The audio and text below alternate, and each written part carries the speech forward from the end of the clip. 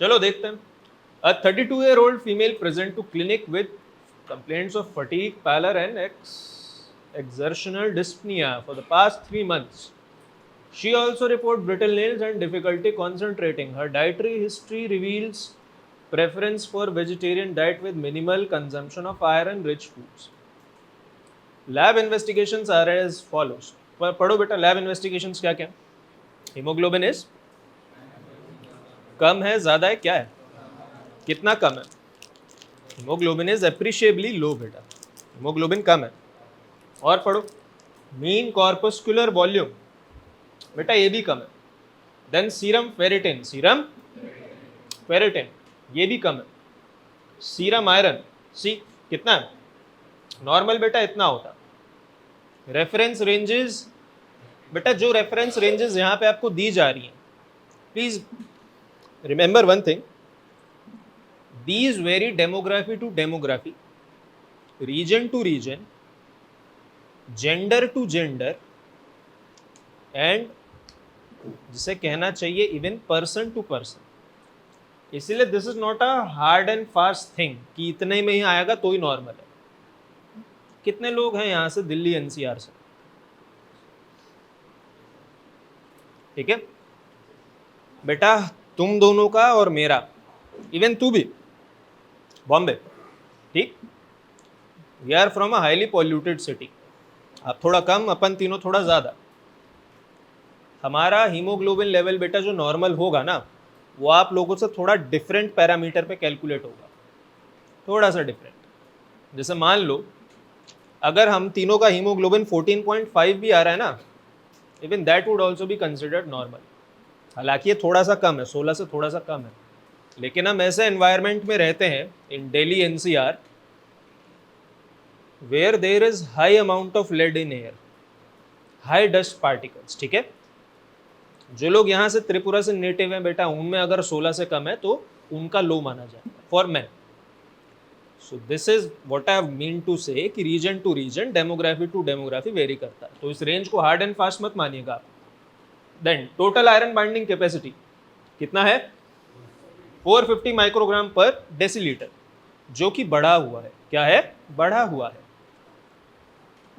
Transference saturation कितना है, what is transferrin, it is required for iron transport, especially in ferric form, especially in ferric form. I hope you understand the difference between ferrous and ferric. Ferric is +3, ferric is and ferrous is +2. कोई भी +1 +4 नहीं लिखेगा, पूरा answer आपका गलत हो जाएगा. ठीक है, ferrous is and ferric is +3. चलो हाँ, डायग्नोसिस क्या निकला बेटा, क्या आयरन डेफिशिएंसी, क्या iron deficiency anaemia. This is a case for iron deficiency anaemia. ठीक है, कैसे डायग्नोस हुआ बेटा, you need to tell cardinal symptoms बेटा, कार्डिनल सिम्टम्स. जैसे पीकेयू का डायग्नोसिस करते हैं तो बेटा उसमें पीकेयू या फेनाइलएलेनिन का लेवल ऊपर आता है, ठीक, टायरोसिन का लेवल कम आता है. स्पेक्ट्रोस्कोपिक स्टडी में वो जीन डिफेक्टिव आता है. एल कैप्टोन यूरिया का करते तो क्या करते हैं बेटा, कीटोन बॉडीज आती हैं यूरिन में, urine turns black. These are the cardinal symptoms बेटा. नहीं, जॉइंट तो भाई बहुत बाद में देखोगे ना, बायोप्सी वायोप्सी करके. यूरिन सैंपल कलेक्ट करो, बाहर रखो, काला पड़ गया एल कैप्टोन यूरिया. कार्डिनल सिम्टम का मतलब होता है बेटा जो इमीडिएटली बिल्कुल मिनिमम एग्जामिनेशन से आपको पता चल जाए, उसमें मिनिमम एफर्ट लगे. एंड बाय मिनिमम एफर्ट, क्योंकि बेटा आपको कई बार डायग्नोसिस इमीडिएटली करना पड़ता है. ठीक है, ये देखो इसका हीमोग्लोबिन कितना कम है, हीमोग्लोबिन इज लेस. अब अगर आपने MCV, सीरम फेरिटिन और सीरम आयरन देख कर डायग्नोसिस किया, these things can be misleading, these things can be misleading. Why? There are a number of medications, especially in cancer therapies, where these parameters fluctuate a lot. आपके पास मान लो patient आ रहा है, भाई आपको क्या पता वो कैंसर का पेशेंट है या नहीं, क्या पता उसे भी पता वो कैंसर पेशेंट है या नहीं, है ना। These are the things, these two are the cardinal symptoms. बेटा टोटल आयरन बाइंडिंग कैपेसिटी बढ़ गई है, total iron binding capacity has increased. Why it has increased? क्योंकि बेटा डाइट में आयरन कम है, there is low iron in the diet, low iron. तो बॉडी क्या करती है बेटा, अपनी आयरन बाइंडिंग कैपेसिटी और बढ़ाती है। एक तो आयरन बेटा डाइट में वैसे ही कम आ रहा है, तो वो आयरन बाइंडिंग कैपेसिटी बढ़ा के ये मेक श्योर करती है कि एक भी एटम या मॉलिक्यूल आयरन का बॉडी से निकलने ना पाए। एक तो वैसी ही कम है, जितना मिल रहा है उसे तुरंत लपेट लें, तुरंत दबोच लें उसे, कैप्चर इट इमीडिएटली। इसीलिए बेटा बॉडी की आयरन बाइंडिंग कैपेसिटी बढ़ रही है, बिकॉज बॉडी रिक्वायर्स आयरन। दूसरा, ट्रांसफेरिन सैचुरेशन। ट्रांसफेरिन, ट्रांसफेरिन का काम क्या होता है बेटा, आयरन ट्रांसपोर्ट करना। क्या करना? आयरन ट्रांसपोर्ट करना। ये सैचुरेशन कम क्यों है बेटा नॉर्मल से? क्या ट्रांसपोर्ट करता है? आयरन ट्रांसपोर्ट करता है, और बॉडी में तो आयरन ही नहीं है, ट्रांसपोर्ट क्या करेगा फिर? इसीलिए बेटा सैचुरेशन कम है। तो ये दो आपके कार्डिनल सिम्टम होते हैं पैरामीटर्स बेटा, low haemoglobin, increased total iron binding capacity and low transferrin saturation. ठीक है, याद रखना। समझ आया कार्डिनल सिम्टम्स बेटा? कौन सा एनीमिया है ये? Iron deficiency anaemia. How you will diagnose? ये सब पैरामीटर्स भी होते हैं, दीज आर हेमेटोलॉजिकल पैरामीटर्स। लेकिन हेमेटोलॉजिकल पैरामीटर्स के ऊपर बेटा बायोकेमिकल पैरामीटर्स को प्रेफरेंस दी जाती है। ठीक है, इनके ऊपर बेटा पैथोलॉजिकल उनको पैरामीटर्स को या इक्वल रखा जाता है, प्रेफरेंस दी जाती है। बहुत सारी जगह होती है जहाँ हिमैट पैरामीटर्स ऊपर रखे जाते हैं, बहुत सारी जगह होती है जहाँ biochemical parameters, and there are number of places where pathological evidences are cardinal. चलो क्वेश्चंस देखते हैं बेटा। रिमेंबर, आप सबने इसका पेपर दिया है बेटा, थ्योरी में सब चीज है आपके पास। मेक श्योर कि आप ये चीजें समझ के जाए, जो इंपॉर्टेंट है बेटा वो लिख लो। Do not waste your time in writing all these things, each and everything is available in your text. Explain the biochemical role of iron in human physiology. Iron is a macronutrient or a micronutrient? One thing more, whatever the micronutrients are, जितने भी होते हैं बेटा, उसमें से iron की requirement सबसे ज़्यादा होती है। ठीक है, यानी कि सबसे ज़्यादा रिक्वायर्ड माइक्रोन्यूट्रिएंट कौन सा होता है? That is iron, that is iron. Iron का बेटा एसिमिलेशन भी थोड़ा डिफरेंट होता है बॉडी में, आपको मैकेनिज्म पता है? The assimilation of iron is a bit different and a bit tricky as compare to other minerals. क्या डिफरेंस होता है, कौन बता सकता है?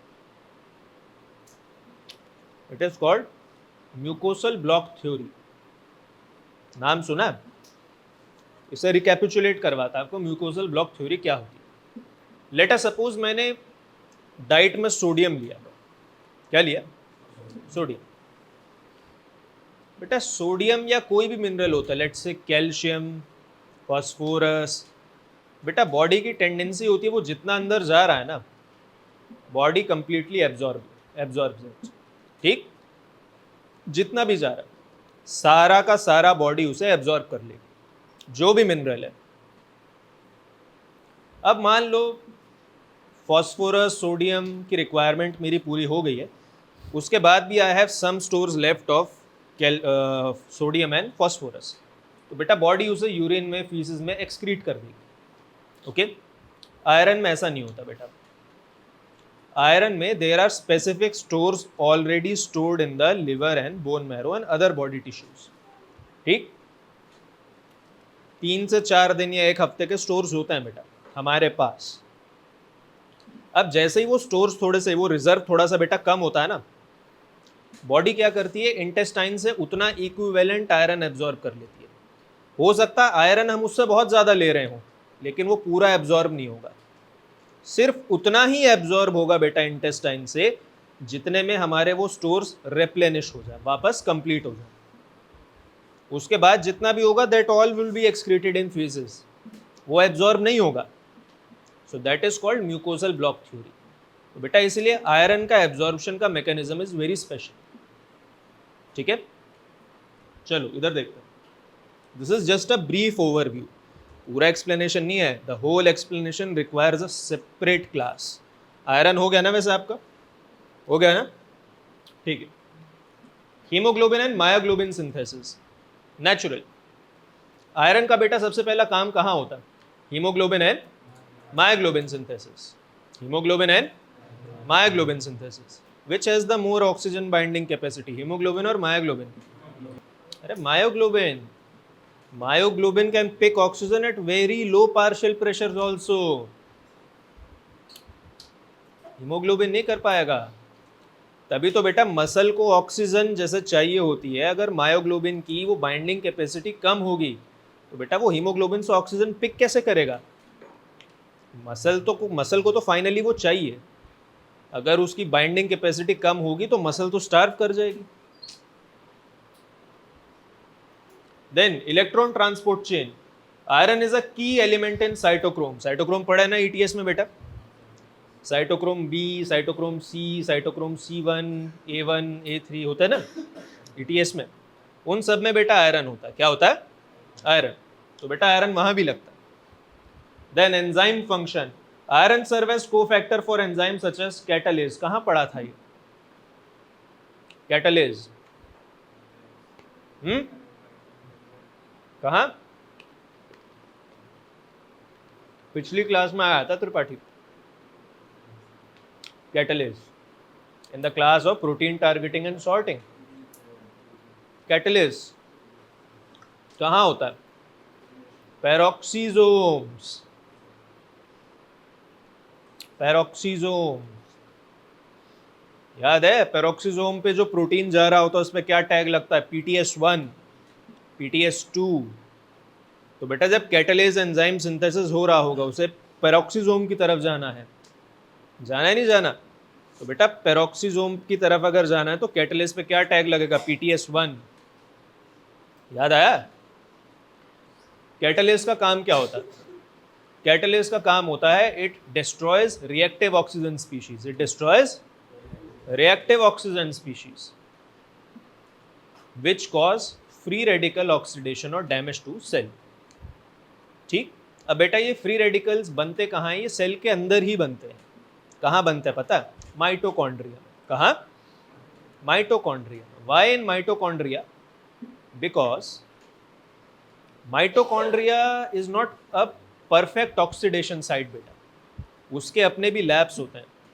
जितना भी बेटा माइटोकॉन्ड्रिया ऑक्सीजन यूटिलाइज करता है around 2 to 3% leaks out as free radicals, as free radicals.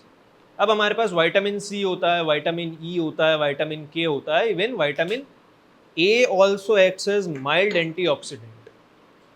लेकिन बेटा सब चीज सब जगह सब टाइम तो अवेलेबल नहीं रह सकती ना। ठीक। इसीलिए सेल ने अपना मैकेनिज्म भी बनाया कि मान लो इनमें से कुछ नहीं है, ग्लूटाथायोन वगैरह कुछ नहीं है, cell has something called peroxisome which has enzyme catalase. कौन सा एंजाइम बेटा? ये उन फ्री रेडिकल्स को खत्म कर देगा। क्या कर देगा? It will destroy them. और कैटालेज में क्या लगता है बेटा? आयरन लगता है। क्या लगता है? आयरन। अब अगर मान लो बॉडी में आयरन की कमी है तो कैटालेज एंजाइम भी काम नहीं करेगा और आपकी सेल्स में डैमेज होना शुरू हो जाएगा due to free radicals, due to free radicals. समझ आई बात? Has everyone understood this thing? Then peroxidase and ribonucleotide reductase in DNA synthesis. Okay.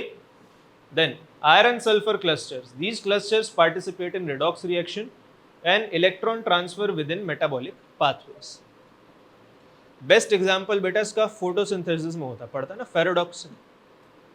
हालांकि उसका यहाँ पे भी मतलब नहीं, लेकिन फिर भी दे दिया ना। आगे देखते हैं। Describe the biochemical mechanism of iron absorption and regulation. This is very important. जिन्होंने म्यूकोजल ब्लॉक थ्योरी नहीं पढ़ी यहाँ दोबारा सुन ले। Iron absorption and regulation involves a complex interplay of proteins. Okay. Dietary iron forms heme iron from animal sources. Heme iron, ठीक है, haem iron. Animal liver जो लोग खाते हैं बेटा, लिवर होता है ना, लिवर, उसमें कुछ हिस्सा होता है एज हीम आयरन। कौन सा आयरन? Haem iron. वो तो बेटा एफिशिएंटली एब्जॉर्ब हो जाता है, that is efficiently absorb. Majority of the iron कैसा होता है बेटा? वो फेरस या फेरिक होता है, फ्री आयरन। कैसा आयरन? हीम आयरन में क्या होता है बेटा? हीम ग्रुप के साथ आयरन अटैच होता है। किसके साथ? हीम ग्रुप के साथ।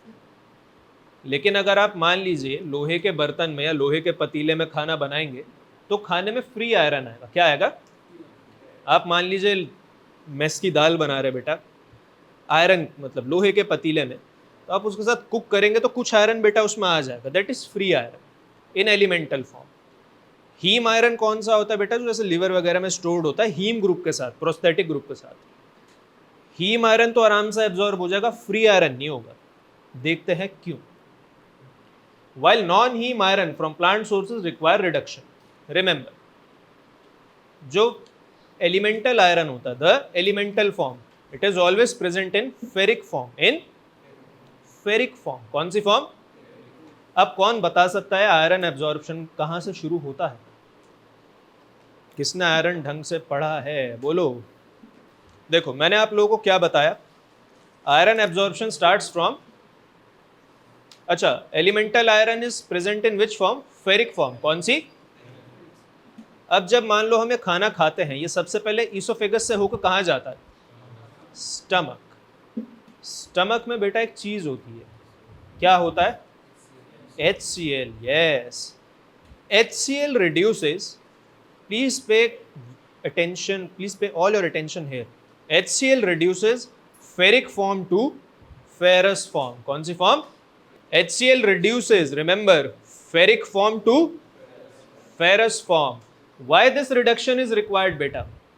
क्योंकि आयरन का जो एब्जॉर्प्शन होता है, रिमेंबर ट्रांसपोर्ट, आयरन का ट्रांसपोर्ट बेटा फेरिक फॉर्म में होता है। किसमें होता है? लेकिन बेटा आयरन फेरिक फॉर्म में एब्जॉर्ब नहीं होता, it is absorb in ferrous form. कौन सी form? By transporters called DMT 1 and 2, divalent metal transporter. क्या नाम है? Divalent metal transporter. अब जब आपको पता है नाम में ही डाइवेलेंट है तो आयरन को कैसा होना पड़ेगा? डाइवेलेंट होना पड़ेगा, यानी कि फेरस होना पड़ेगा। क्या होना पड़ेगा? फेरस। जिन लोगों को बेटा गैस्ट्रिक प्रॉब्लम होती है, वो बहुत ज़्यादा एंटासिड वगैरह लेते हैं, उनमें HCl प्रोडक्शन बराबर नहीं होती। एज अ रिजल्ट क्या होता है, अगर आप बहुत लंबे टाइम तक वो लेते रहेंगे, यू विल टर्न एनीमिक, क्योंकि आयरन एब्जॉर्ब नहीं होगा। क्यों एब्जॉर्ब नहीं होगा?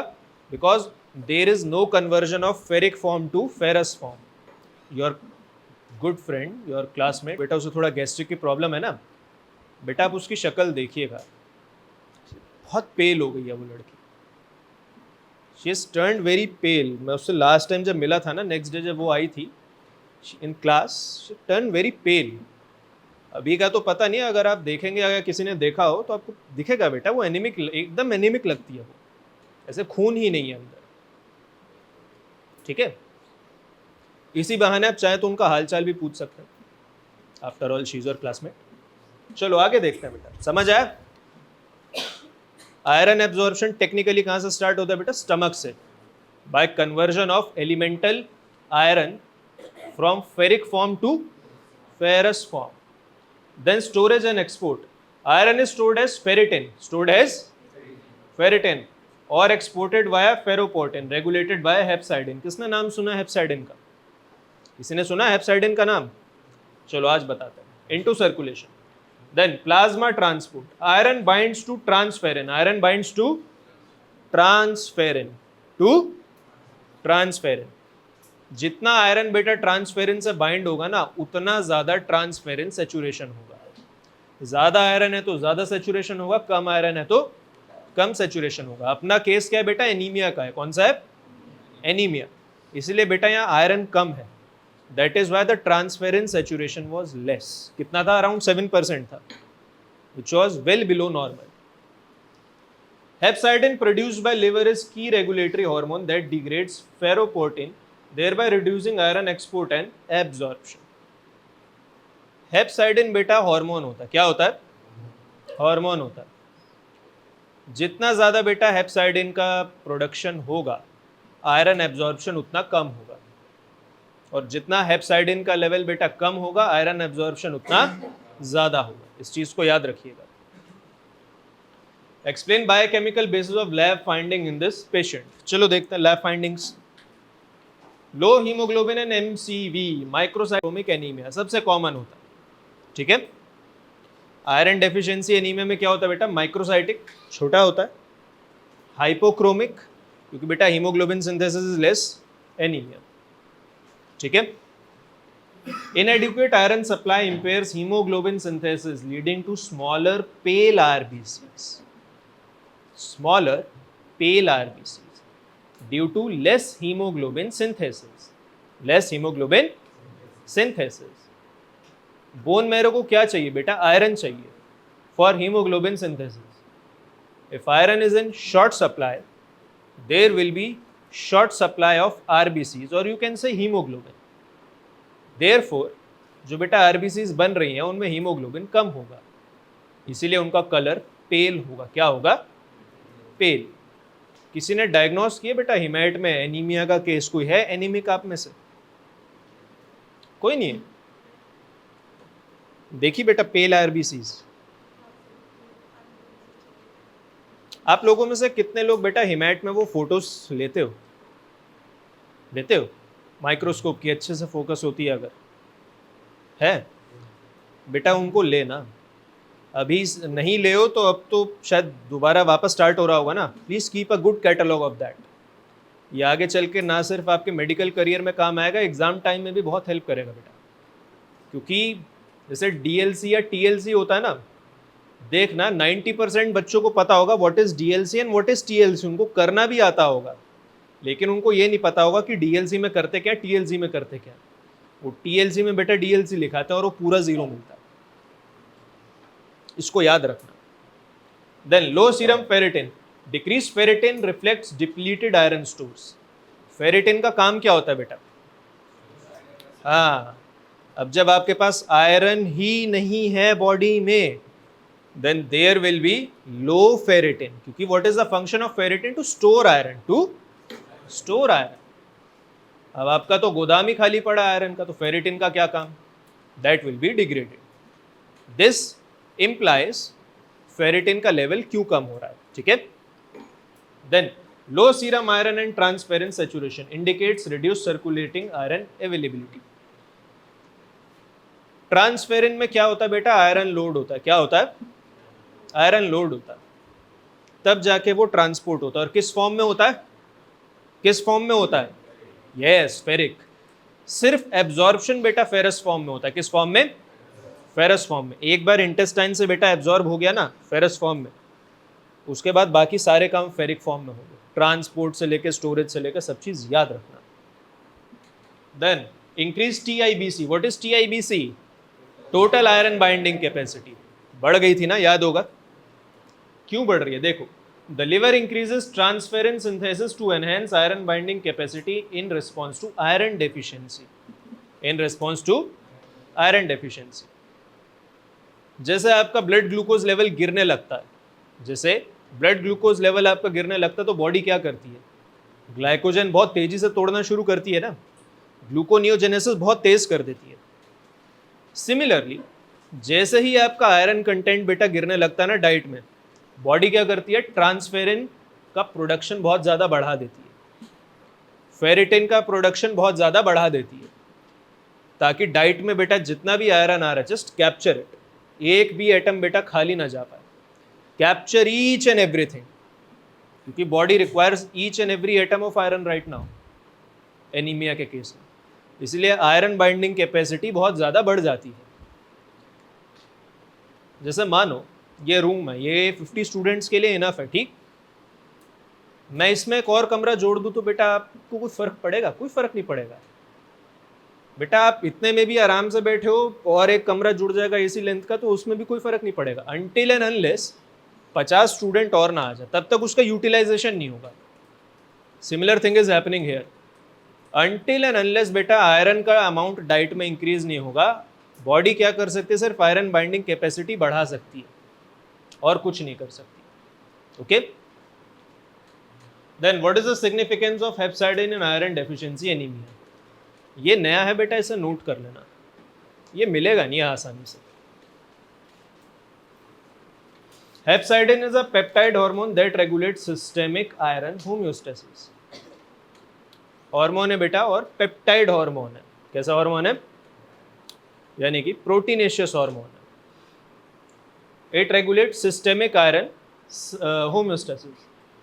लो hepcidin level, please pay attention here, देखो पहले से, low hepcidin level in iron deficiency, hepcidin synthesis decreases leading to increased ferroportin activity promoting iron absorption and release from stores। अगर बेटा हेप्साइडिन का लेवल कम है, क्या है, if the level of hepcidin is low, what will happen, there will be enhanced absorption from intestine, intestine से बेटा absorption ज्यादा होगा। सिमिलरली यहां देखो, high hepcidin level, example in chronic inflammation, leads to ferroportin degradation, iron sequestration and functional iron deficiency, in iron deficiency anemia, decreased hepcidin allow enhanced iron mobilization to compensate for deficiency। अभी हमारे पास बेटा कौन सा case है, anaemia का case है। किसका case है? एनीमिया का। एनीमिया में हमें आयरन डेफिशिएंसी है, क्या है, तो बेटा हेप्साइडिन का लेवल बॉडी में कम होगा कि ज्यादा होगा, सोचो।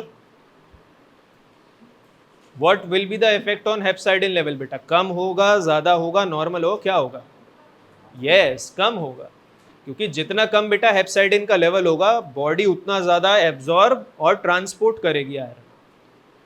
हेप्साइडिन का लेवल जितना ज्यादा होगा, हेप्साइडिन का, बॉडी का ट्रांसपोर्ट और एब्जॉर्प्शन उतना कम हो जाएगा आयरन का, क्योंकि ये देखो फेरोपोर्टिन डिग्रेडेशन हो जाएगा। क्या हो जाएगा?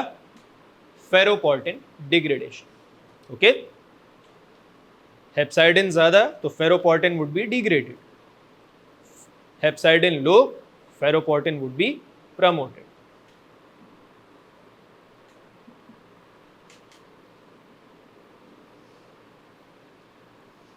अगर आप रेगुलेशन में बेटा मान लो 10 मार्क्स का क्वेश्चन आता है, सिर्फ इतना लिख दोगे, what is hepcidin, just write down one heading, hormonal regulation, 2 words, hormonal regulation. नीचे लिखिए बेटा रोल ऑफ हेप्साइडिन। सबसे पहले एक्सप्लेन कीजिए what is hepcidin. It's a peptide hormone that regulates iron homeostasis. उसके बाद बताइए what is the effect of low hepcidin level, what is the level of effect on high hepcidin level. आपके 3 number minimum है, minimum 3 marks minimum. Done बेटा, each and everything is there in theory. ठीक है, आज बस इसका recapitulation, एक revision हो रहा है। ठीक है, थ्योरी में सब कुछ है। Now why does iron deficiency lead to oxidative stress and mitochondrial dysfunction? अभी बताया, बोलो वापस, सोचो क्या।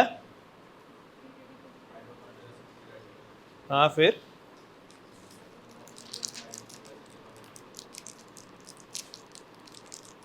ऑक्सीजन, एनीमिया में ऑक्सीजन बाइंडिंग कैपेसिटी कैसे कम हो सकती है? टोटल ऑक्सीजन बाइंडिंग कैपेसिटी तो बढ़ जाती है बेटा।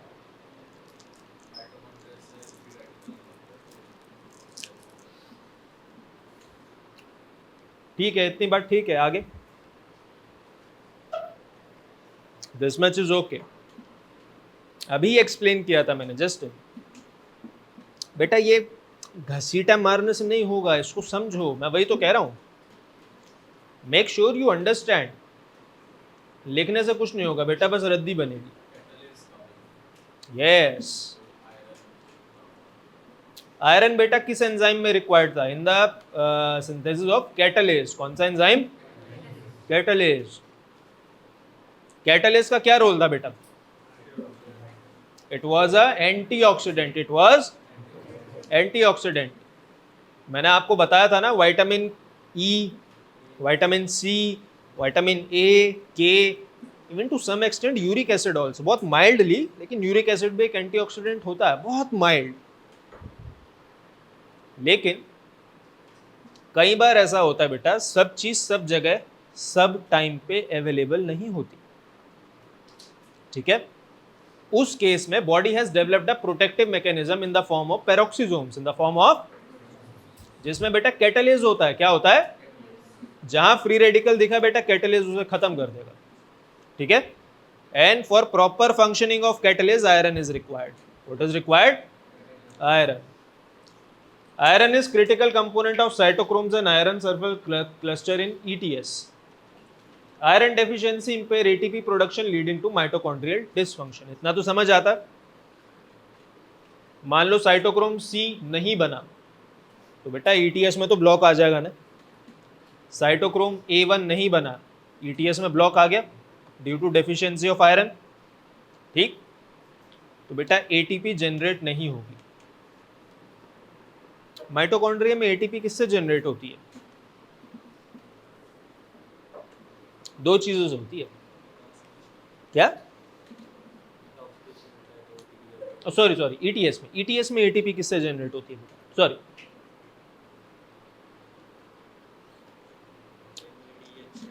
है? Yes, FADH2, NADHN। तो बेटा NADH और FADH2 का प्रॉपर रिडक्शन या ऑक्सीडेशन नहीं हो पाएगा। If there is iron deficiency, what will happen? There will be impaired synthesis of cytochromes, impaired synthesis of cytochromes। अच्छा, 4 कॉम्प्लेक्स होते हैं ETS में, 1 2 3 4। किसमें ATP जनरेट नहीं होती? आगे देखो, ये तो समझ आया बेटा माइटोकॉन्ड्रियल डिसफंक्शन कैसे होता है। अब फ्री रेडिकल डैमेज पे देखो। Iron dependent enzymes like catalase and peroxidase. कौन कौन से enzymes? Catalase and peroxidase are compromised, increasing susceptibility to reactive oxygen species damage। यानी कि फ्री रेडिकल अगर कैटालेज और पेरोक्सिडेज नहीं होंगे तो बेटा जो भी फ्री रेडिकल सेल के अंदर जनरेट हो रहे हैं, बॉडी उन्हें डिस्ट्रॉय नहीं कर पाएगी। That can cause damage, that can cause. अच्छा, क्या लगता है आपको कि फ्री रेडिकल्स क्या किस उस पर डैमेज करते होंगे? सोचो, क्या डैमेज करते होंगे? सबसे कॉमन आंसर आता है कि सेल मेम्ब्रेन का लिपिड पर ऑक्सीडेशन हो जाता होगा, ठीक। इसके अलावा क्या होता है, किसी को पता है? The most dangerous thing that can free radical can do, क्या? क्या? नो बेटा, it is related to nucleus. चलो एक हिंट दे देता हूं, न्यूक्लियस क्या? ऑल्टरेशन नहीं होता बेटा, तोड़ देता है। और अगर फ्री रेडिकल्स बेटा ज्यादा बन जाए ना सेल में, कुछ ज्यादा ही, ये क्रोमोसोम है मान लो ऐसे, बेटा क्रोमोसोम ऐसे टूट जाएगा। DNA नहीं टूटेगा बेटा, क्रोमोसोम टूट जाएगा, ऐसे सेपरेट हो जाएगा। सोचो इस पे कितने हजारों जीन्स होंगे इस पार्ट पे, कितने हजारों। मान लो हीमोग्लोबिन का हुआ तो खत्म सेल। इसीलिए बेटा free radicals are very very dangerous. इसीलिए बेटा बॉडी इतना मैकेनिज्म्स जनरेट करके रखती है, बना के रखती है कि इनको बनते ही खत्म कर दिया जाए। द फेंटन रिएक्शन बेटा is disrupted affecting oxidative stress and balance. Reaction लिख लो बेटा। सबसे ज्यादा H2O2 ही जनरेट होता है most of the cases. What is generated? H2O2। क्या होता है ये? Hydrogen peroxide. क्या होता है? Hydrogen peroxide. You must write down the Fenton's reaction. +2 में इनफैक्ट फेंटन्स रिएजेंट से काम करवाया भी जाता है। डिस्कलरेशन करवाइए किसी से +2 में? नहीं। देखो मेडिकल कॉलेज में आके फेंटन्स रिएक्शन, देखो मैंने तो अपने टाइम पे की है, तो मैं एक्सपेक्ट करता हूँ कि आप लोगों ने भी कम से कम की, नहीं तो पढ़ी तो होगी। हाइड्रोजन वाला चैप्टर पढ़ते हैं ना, हाइड्रोजन वाला बेटा, उसमें एक रिडॉक्स रिएक्शन और होती है, डिस्कलरेशन। स्टार्च लेके करते हैं, स्टार्च और आयोडीन, उसमें फेंटन्स रिएक्शन होती है बेटा। अरे डिस्कलरेशन होती है भाई। ओ तभी फ्री रेडिकल्स और ये सब। अब पता चल रहा है ना बेटा कहाँ क्यों डैमेज हो रहा है। Please pay all your attention hair बेटा, अभी एनीमिया का केस खत्म नहीं हुआ। How does iron deficiency affect neurotransmitter synthesis and cognitive function? What do you mean bye cognitive function? हाँ, कॉग्निटिव फंक्शन का मतलब है मैं पढ़ा रहा हूँ तो अगर मान लो मैं नॉर्मली पढ़ा रहा हूँ जैसे टीचर को पढ़ाना चाहिए, तो ये मेरा नॉर्मल कॉग्निटिव फंक्शन है। आप लोग स्टूडेंट की तरह बैठ के अच्छे से अगर नॉर्मली सुन रहे हैं then you are also having a normal cognitive function. ठीक है। Iron is essential for activity of tyrosine hydroxylase. किस किस के दिमाग की घंटी बजी? अभी पढ़ा है बेटा, ये तो आया है ना एग्जाम में। क्या होता है टायरोसिन हाइड्रोक्सिलेज और क्या काम होता है इसका? क्या काम होता है बेटा टायरोसिन हाइड्रोक्सिलेज का? फिनाइल एलेनिन से कन्वर्ट करता है टायरोसिन। तो फिनाइल एलेनिन हाइड्रोक्सिलेज क्या करता है? एक बात याद रखना बेटा, टायरोसिन हाइड्रोक्सिलेज के साथ साथ मिलते जुलते दो एंजाइम और थे। One was tryptophan hydroxylase, one was tryptophan hydroxylase, the other one was जो भी मैंने नाम लिया फिनाइल एलेनिन हाइड्रोक्सिलेज। इन तीनों में बेटा एक को फैक्टर लगता था, किसी को याद है? Yes, BH4 tetrahydro बायोप्टेरिन। यस, इतना याद रखना। तो टेट्राहाइड्रो बायोप्टेरिन के साथ साथ बेटा टायरोसिन हाइड्रोक्सिलेज में आयरन भी लग रहा है। क्या लग रहा है? और आप लोगों को पता होना चाहिए टायरोसिन से आगे कितने इंपॉर्टेंट प्रोडक्ट्स बनते हैं। Name a few. हाँ जी बेटा, मास्क की वजह से वो आवाज नहीं है। अच्छा ठीक है, आपका तो पता ही होगा, इन लोगों को बताना है। हाँ बोलो बेटा, क्या क्या बनता है टायरोसिन से आगे? हाँ मेलानिन छोड़ो यार, बाल नहीं अगर कलर होंगे क्या फर्क पड़ेगा। हाँ catecholamine, thyroid hormones, good. Dopamine, हाँ एपिनेफ्रिन, नॉर एपिनेफ्रिन, यस। ये सब क्या होता है बेटा? ये सब न्यूरोट्रांसमीटर्स होता है। क्या होता है? न्यूरोट्रांसमीटर्स होता है। यानी कि अगर आयरन की कमी होगी, किसकी कमी होगी? किस केस में? एनीमिया। किसमें? कैल्शियम भी DMT1 से आ सकता है, लेड भी आ सकता है। लेड की कितनी ऑक्सीडेशन स्टेट होती है? कितनी होती है? क्या? हाँ पढ़ लिया, +3 भाई, +2 +4। और +4 बेटा बहुत रेयरली मिलती है, it is not found easily. +2 बेटा ज्यादा मिलती है, इसीलिए लेड पॉइजनिंग, अपन NCR वाले हैं ना, अपने में लेड पॉइजनिंग बेटा इसलिए होती है और आयरन का लेवल इसलिए कम हो जाता है ना, क्योंकि DMT1 से बेटा लेड भी आना शुरू हो जाता है। क्या शुरू हो जाता है? लेड। एक तो बेटा जब लेड आना शुरू होगा DMT1 से तो व्हाट विल हैपन, वो आयरन का ब्लॉक कर देगा। क्या? What it will block? Preferentially iron. दूसरा, ज्यादा लेड होने से बेटा बोन मैरो भी काम करना बंद कर देता है या कम कर देता है, जिसको हम कहते हैं बोन मैरो डिप्रेशन। क्या कहते हैं?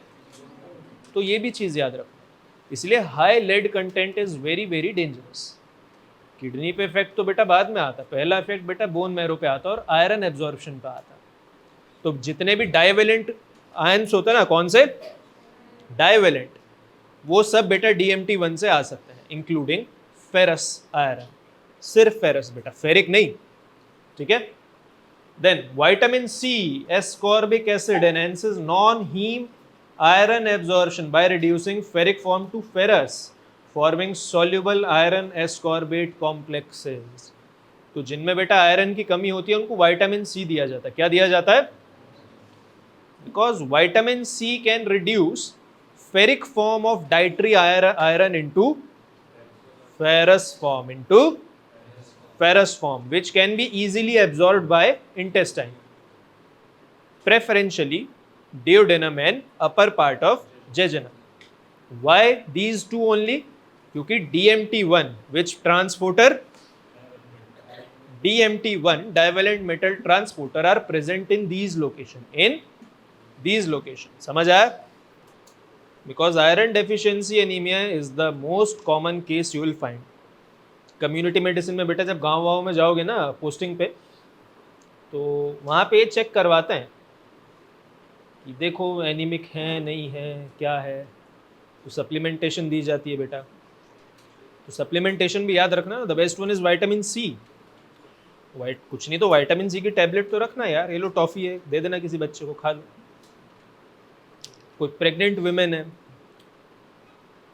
ठीक, if you suspect iron deficiency in pregnant women, उनको कहो, गाइड करो उन्हें, ठीक है। ये भी चीज़ बेटा याद रखो। आफ्टर दैट इट इज नहीं, liver, and after that it is bone marrow. Why I specifically mentioned bone marrow? Because bone marrow बेटा खाली एरिथ्रोपोइसिस के लिए आप लोगों ने सुना होगा, कुछ स्पेसिफिक चीज़ें स्टोर नहीं होती होंगी वहाँ पे, आपने सुना नहीं होगा कभी, क्योंकि मैंने कहीं पढ़ा तो मैंने सोचा आपको बता दूँ। It is specifically stored there in bone marrow. Then उसके बाद क्या था बेटा? The mucosal block theory. The mucosal block theory बेटा ये इंपॉर्टेंट होती है आयरन में। क्या कहते हैं mucosal block theory? Unlike other elements, calcium, phosphorus, sulphur, जो भी है बेटा बॉडी में जितना भी जाएगा, all of that would be absorbed, all of that will be absorbed. But this is not the case with iron. What happens in iron? नहीं, ferrous पे बाद में आता है, एब्जॉर्प्शन मैकेनिज्म पे बाद में आता है। पहले देखते हैं कि एब्जॉर्प्शन कितना होता है और क्यों हो, कैसे ये मैकेनिज्म है। आयरन में क्या होता है बेटा? There are a specific set of iron already stored in body. Let us say 10 gram for example body में 10 ग्राम आयरन स्टोर्ड है। स्टोर बेटा स्प्लीन में भी होता है, स्टोर बोन मैरो में भी होता है, स्टोन लिवर में भी होता है। ओके, 3-4 जगह मिला के मान लो बॉडी में 10 ग्राम आयरन है। मान लो मैंने एक दिन खाना नहीं खाया, I am on a fast. अब बॉडी में मान लो 9 ग्राम आयरन बचा। कितना? 9 grams of iron is left in the body. Body की आयरन स्टोर की कैपेसिटी कितनी? 10 ग्राम्स। मैंने जो डाइट ली बेटा उसमें 5 ग्राम आयरन था। कितना बेटा? बॉडी बाकी एलिमेंट्स की तरह पूरा 5 ग्राम आयरन नहीं निकाल लेगी, it will only absorb 1 gram of iron, जिससे उसका स्टोर रेप्लेनिश हो जाए, ताकि बॉडी का टोटल स्टोर्ड आयरन वापस 10 ग्राम पे आ जाए। Rest all the 4 gram of iron present in the diet will not be absorbed and it will be passed in feces. So this is a basic overview of mucosal block theory. A basic overview, क्योंकि ये theory में cover हुआ है और बेटा इसको पढ़ाने के लिए बहुत डिटेल लगेगी, it requires a separate class. इसलिए मैं बस आपको एक क्विकली रिकैपिचुलेट करके दे रहा हूँ कि ऐसा होता है। This is the brief mechanism. Next, iron is absorbed in form of ferrous iron. कौन सा आयरन? Ferrous iron. और ये शुरू कहाँ होता है बेटा? स्टमक से। जो हीम आयरन बेटा हम डाइट में लेते हैं, जो नॉन वेजिटेरियन होते हैं वो लोग बेटा हीम आयरन भी कंज्यूम करते हैं मीट में, ठीक। Heme iron is easily absorb, पर बेटा जो फ्री या सर्कुलेटिंग आयरन होता है that is in the form of ferric form. अगर उसे एब्जॉर्ब होना है तो सबसे पहले हमें उसे फेरस फॉर्म में कन्वर्ट करना है। किसमें? फेरस फॉर्म में। और ये कहाँ होता है बेटा? स्टमक में। कहाँ? With the help of HCl which converts ferric iron into ferrous irons. After that with the help of DMT1 transporter. कौन से transporter? DMT1. What is the full form? Divalent metal transporter. ठीक, which are present in duodenum and upper part of jejunum. Duodenum and upper part of jejunum. यहां से बेटा iron absorption होता है इन the form of ferrous iron, in the form of. अच्छा, absorb होकर कहाँ आता है बेटा? यह आता है म्यूकोसल सेल में। किसमें आता है? म्यूकोसल सेल में बेटा, इंटेस्टाइन का जो सेल होता है, जैसे फैट का एब्जॉर्प्शन होता है बेटा, वो सीधा ब्लड सर्कुलेशन में नहीं जाता, it comes into mucosal cell बेटा, in the intestinal cell. Iron is transported into the intestinal cell and stored there. अब इसे वहां से बेटा इंटेस्टाइन से कहां आना है, ब्लड स्ट्रीम में आना है, कहां आना है, और ट्रांसपोर्ट होना है, और ट्रांसपोर्ट होना है. और ट्रांसपोर्ट होने के लिए बेटा फेरस फॉर्म नहीं चलती. कौन सी फॉर्म चलती है? फेरिक फॉर्म चलती है. तो बेटा म्यूकोजल सेल में the ferrous iron is converted back into ferric iron and is loaded on transferrin and is transported in the body. Okay? अब आता है बेटा हेप्साइडिन. हेप्साइडिन बेटा एक पेप्टाइड हार्मोन होता है. क्या होता है? Peptide hormone. At undergraduate level बेटा आप बस इतनी चीज याद रखें, high levels of hepcidin will decrease intestinal absorption, will decrease by destroying transferrin and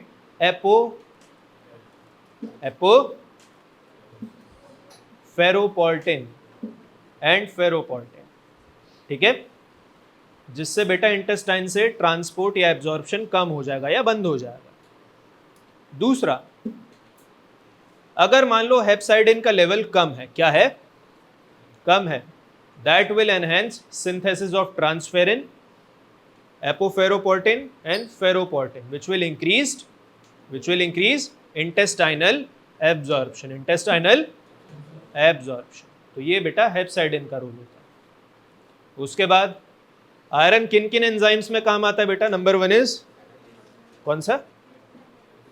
अरे उससे पहले कैटालेज, पैरोक्सिडेज, जो बेटा फ्री रेडिकल मैकेनिज्म में काम आता है, which captures and destroy free radicals in the cell. कौन कौन सा एंजाइम्स? Catalase and पैरोक्सिडेज. कौन कौन सा enzyme? Catalase and peroxidase. Iron is required in that. दूसरा, iron is required in cytochromes. In cytochromes कहाँ होता है बेटा?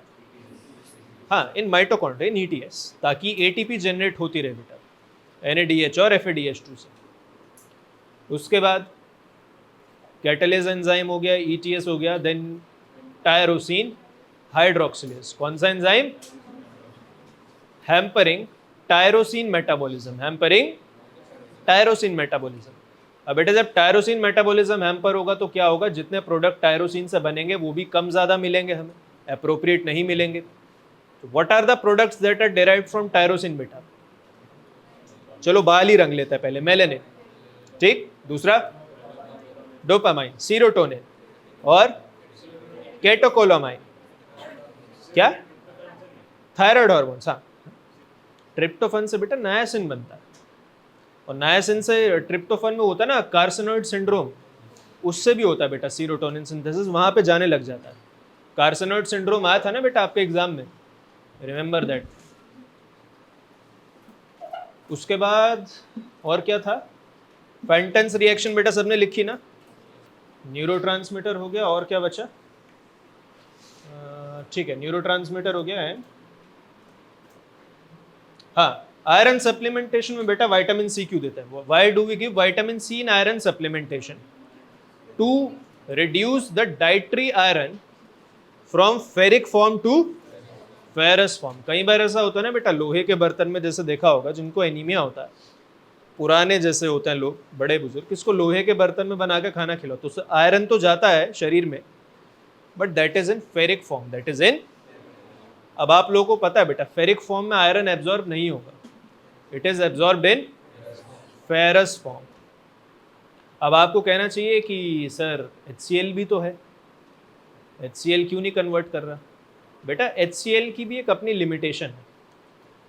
HCl का मेन काम बेटा प्रोटीन डाइजेस्ट करना और स्टमक की एसिडिटी मेंटेन करना होता है, ना कि फेरिक फॉर्म ऑफ आयरन को फेरस में कन्वर्ट करता रहे. ओके, फॉर दैट बेटा वो तो एक बाय प्रोडक्ट है कि चलो HCl वो भी एक काम कर रहा है, लेकिन अगर वो चीज फेल हो रही है then we give vitamin C, we give vitamin C. Understood?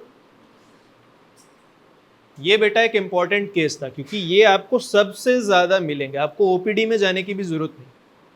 Sunday वाले दिन आप बाहर जाइए किसी भी एक गांव में, ठीक, अगर आप किसी एक फैकल्टी को बेटा साथ में लेके जाएंगे कि हमें एक छोटी सी फील्ड ट्रिप करा दीजिए, तो आप देखेंगे अगर आप 10 लोगों से मिलेंगे तो कम से कम 3 से 4 लोगों में बेटा आपको एनीमिया डायग्नोस होगा। ठीक है, तो it's a very common thing, इसलिए इस पे पकड़ आप लोगों की बहुत जरूरी होनी चाहिए। ओके, चलो अगला केस देखते हैं बेटा। अ 45-year-old male present to clinic with complaints of fatigue, joint pain, darkening of skin. His past medical history is significant for diabetes mellitus and cardiomyopathy. Lab investigation reveals serum ferritin। अरे बाप रे, देखो कितना है, कितना है।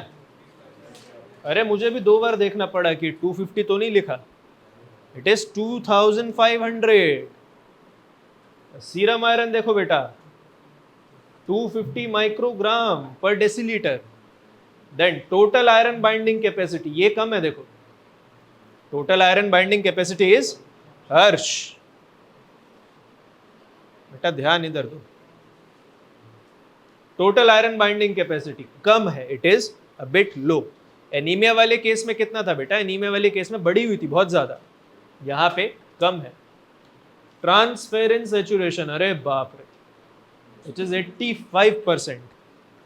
Almost all of the transferrin is saturated. अच्छा है, सैचुरेट किससे हो रहा है बेटा, आयरन से हो रहा है। किससे हो रहा है, आयरन से। याद रखना, इसमें ऑक्सीजन सैचुरेशन मत कर देना कि ट्रांसफेरिन सैचुरेट हो रहा है, अरे ये तो ऑक्सीजन से सैचुरेट हो रहा है, अरे आयरन से है।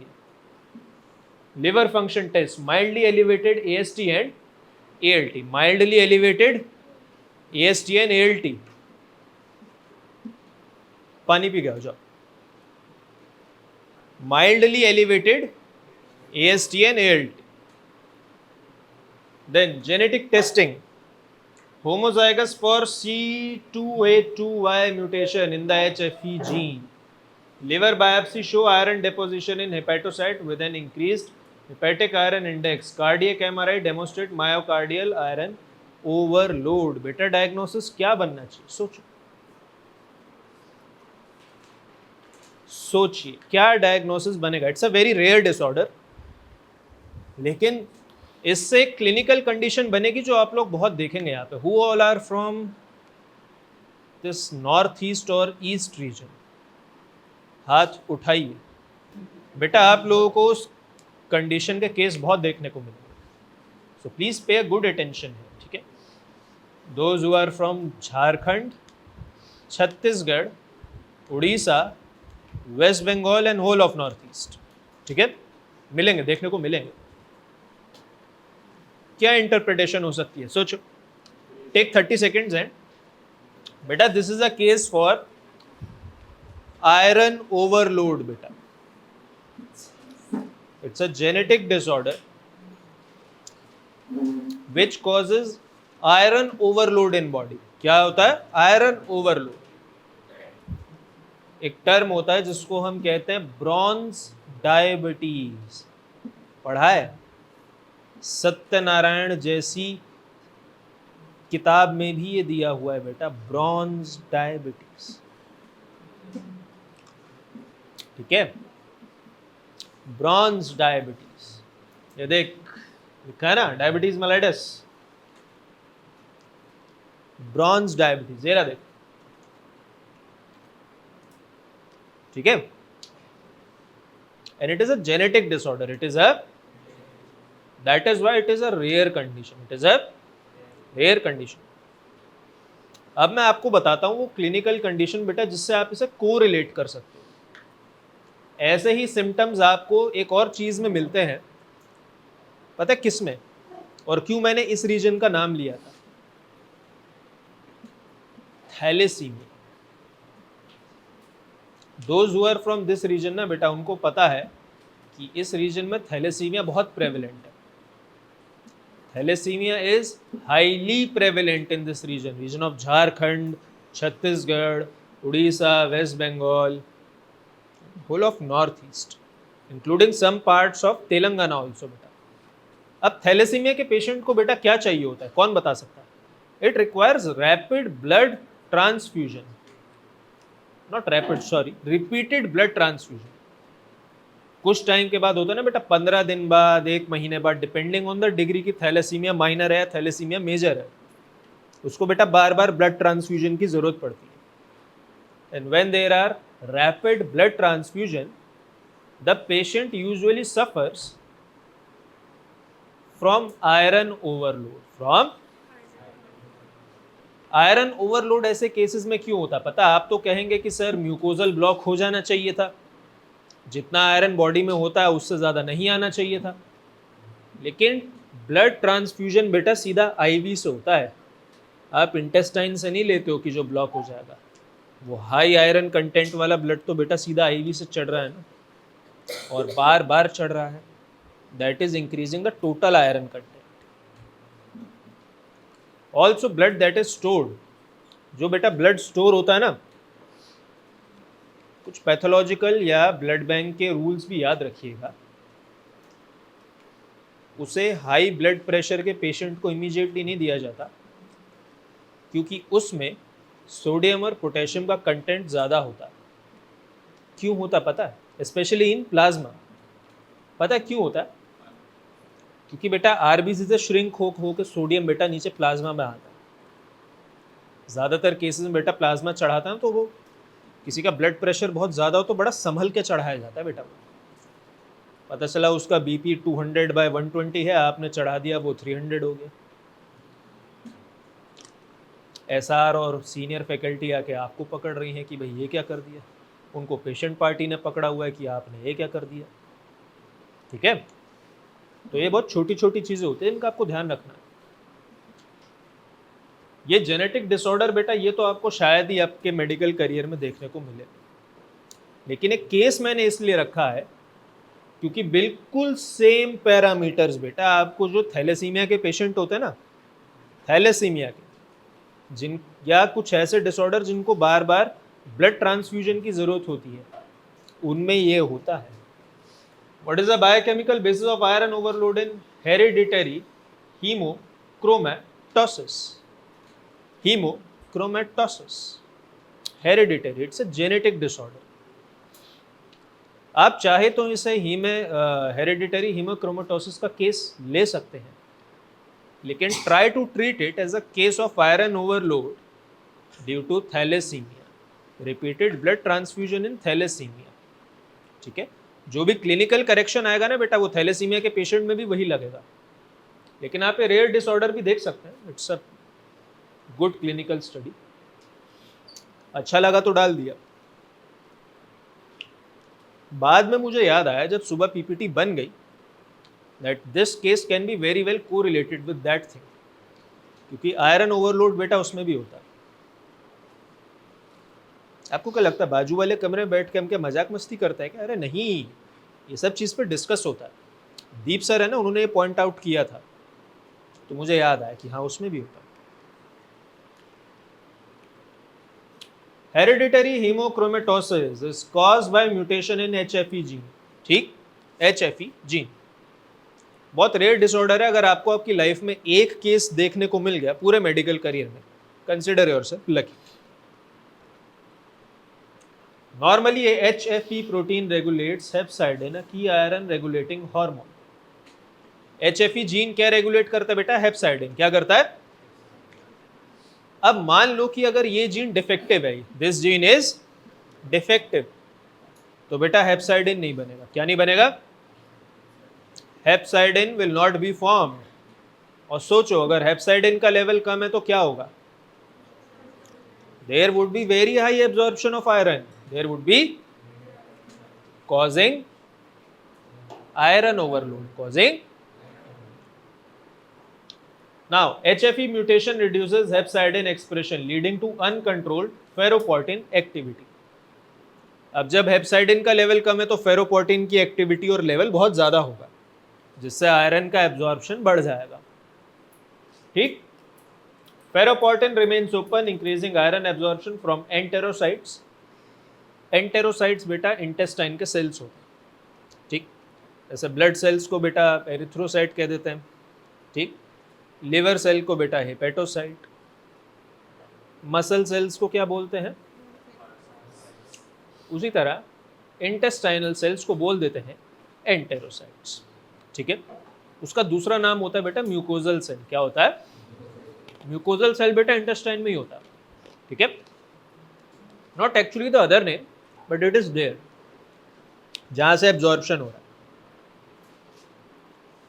Excess iron accumulate in liver, heart, pancreas and joints, causing oxidative damage via Fenton's reaction. AST and ALT was elevated in our case, was बड़ा हुआ आया था AST भी। और एक्सेस आयरन कहाँ एक्यूमुलेट हो रहा है बेटा? लिवर में। कहाँ हो रहा है? अब जब बेटा लिवर में एक्सेस आयरन एक्यूमुलेट हो रहा है, it cause damage to its tissue, it cause damage to its tissue, जिससे थोड़ा थोड़ा बेटा AST और ALT का लेवल बढ़ना शुरू हो गया। जब बेटा AST और ALT का लेवल बढ़ता है ना बॉडी में, सीरम में, sorry not in body, in serum, that indicates liver injury, that indicates, let us suppose भगवान ना करे आप में से किसी का मान लो कभी एक्सीडेंट हो, भगवान ना करे, और बेटा इस साइड पे बहुत डैमेज हो, मान लो फिजिकल इंजरी ही हो, डैमेज हो, तो बेटा आपकी लैब रिपोर्ट्स में AST और ALT का लेवल बहुत बढ़ा हुआ आएगा, indicating damage to liver, damage to liver. Similarly यहाँ पे आयरन ओवरलोड है। क्या है? Which is getting stored in very high amount in liver, in, जिससे बेटा लिवर सेल्स को डैमेज हो रहा है और उससे बेटा AST और ALT का लेवल बढ़ रहा है। ओके, AST और ALT कहाँ होता है बेटा? लिवर सेल्स में होता है। कहाँ होता है? जब बेटा लिवर सेल्स डैमेज होने शुरू होता है ना, डैमेज होने, तो बेटा AST और ALT ब्लड में आना, ब्लड में रिलीज होना शुरू हो जाता है उन डैमेज सेल से। ओके, ड्रग से भी हो जाता है बेटा, ड्रग इंड्यूस भी होता है। अब ये देखिए, excess iron also cause oxidative damage via Fenton reaction. बेटा आयरन कम है तो भी ऑक्सीडेटिव डैमेज है, आयरन ज्यादा है तो भी ऑक्सीडेटिव डैमेज है, दोनों तरफ कलेश है बेटा। ये देखो फेंटन रिएक्शन याद है, ये वाली है ना, ये देखो क्या बन रहा है, ferrous form combines with H2O2 will give rise to ferric iron. कौन सा आयरन? क्या ये? Hydroxyl ion. और ये क्या है बेटा?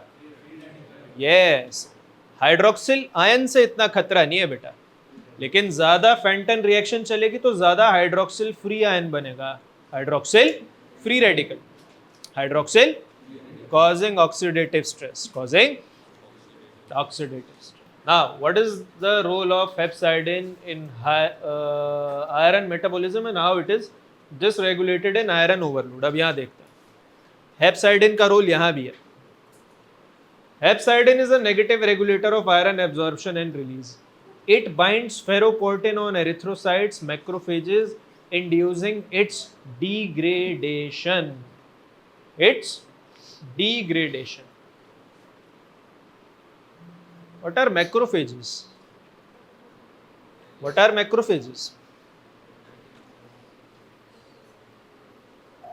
Macrophages क्या होती है बेटा? मैक्रोफेजेस बेटा अपना एक्शन कैसे एग्जीक्यूट करते, किसी को पता? वो बहुत ग्रॉस एक्सप्लेनेशन दे रहे हो बेटा, I need a fine explanation. Free radicals बेटा डैमेज करते हैं हमारे सेल्स को, करते हैं। Similarly free radicals also damage bacterias also, proteins also, the quotes of virus also.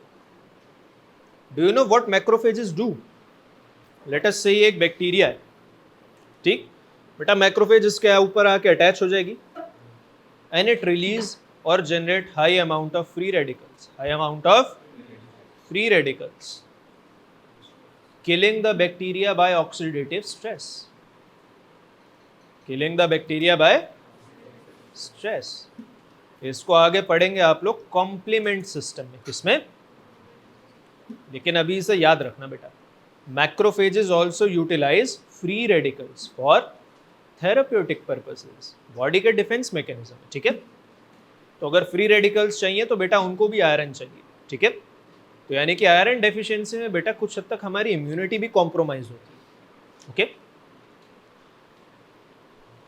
Then explain the biochemical consequences of iron overload at cellular level. Fenton reaction, ज्यादा iron यानी कि ज्यादा free radical, more iron means more free radical generation and especially which free radical, hydroxyl free radical. कौन से? Hydroxyl free radical. ज्यादा free radical यानी कि ज्यादा डैमेज, ज्यादा डैमेज। किसी को कोई डाउट? सिंपल है बेटा, है तो बहुत। लिपिड पेरोक्सीडेशन, बेटा फ्री रेडिकल्स क्या करते हैं? Free radicals break the cell membrane, break the by the process called lipid peroxidation. Which process? Lipid peroxidation. And remember, this is not limited only to cell membrane. बेटा nucleus के आसपास, nucleus के बाहर भी एक डबल मेम्ब्रेन लेयर होती है। Lysosome की भी एक मेम्ब्रेन होती है, माइटोकॉन्ड्रिया की भी एक बेटा मेम्ब्रेन होती है। और माइटोकॉन्ड्रिया का तो केस सबसे डेंजरस है, पता है क्यों? वाई? क्या? अरे नहीं, have you heard of something called apoptosis? Yes बेटा, जब माइटोकॉन्ड्रिया के एंजाइम्स स्पिल आउट होके बाहर आते हैं, that is the trigger for apoptosis. तो मान लो सेल ने सिग्नल नहीं दिया है एपोप्टोसिस का, ठीक, cell has not given the signal of apoptosis, but due to oxidative stress caused by free radicals, बेटा माइटोकॉन्ड्रिया की मेम्ब्रेन टूट गई और उससे बेटा वो एंजाइम्स लीक होके सेल में बाहर आने लग गए। That can also trigger apoptosis, especially cathepsins. बेटा अगर कैथेप्सिन्स बाहर आ गए तो एपोप्टोसिस ट्रिगर हो जाएगा। इसलिए माइटोकॉन्ड्रिया का केस तो बेटा और भी खतरनाक हो जाता है, ठीक है। खाली वो वाली सेल मेम्ब्रेन डैमेज नहीं होगी बेटा, सेल मेम्ब्रेन अंदर कंपार्टमेंट्स में भी होती है, ठीक है मंडल साहब? समझ आ रहा है बेटा? समझ आ रहा है ना? मेहनत करो, आपका नंबर आएंगे अच्छे, मैं बता रहा हूँ, ठीक है। नेट फिजियो का तो नहीं पता, बायोकेमिस्ट्री मेहनत करो, नंबर आएंगे आपके। यादव जी का भी स्कोर इस बार ठीक है, सेटिस्फैक्ट्री। देन आगे देखते बेटा, protein oxidation, enzyme dysfunction and structural damage, ठीक। मैंने आपको बताया फ्री रेडिकल्स बेटा डीएनए तक को तोड़ देता है। प्रोटीन क्या चीज है? प्रोटीन भी तोड़ देता है। डीएनए डैमेज है, देखो नीचे लिखा है, increased risk of hepatocellular carcinoma. Which are the most susceptible cells? बेटा लिवर सेल्स। कौन सा सेल? क्यों लिवर सेल्स? क्योंकि सबसे ज्यादा स्टोर बेटा वहीं हो रहा है। आयरन ओवरलोड में बेटा सबसे ज्यादा आयरन लिवर में ही स्टोर हो रहा है। अब जब बेटा लिवर में स्टोर हो रहा है तो सबसे ज्यादा फ्री रेडिकल जनरेशन बेटा लिवर में होगा या होने का चांस होगा, यानी कि उससे होने वाला डैमेज सबसे ज्यादा किसे अफेक्ट करेगा? नेचुरली लिवर को। किसे करेगा? लिवर को। Organs most affected include liver, heart, pancreas and joints. Now why does iron overload leads to bronze diabetes? Iron deposition in pancreas damages beta cells. कौन सा cell? Beta cells. Who will complete this thing? Beta cells. आगे beta cells in islets of Langerhans बेटा, ठीक है।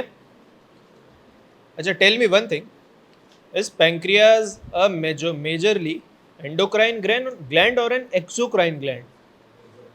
क्या?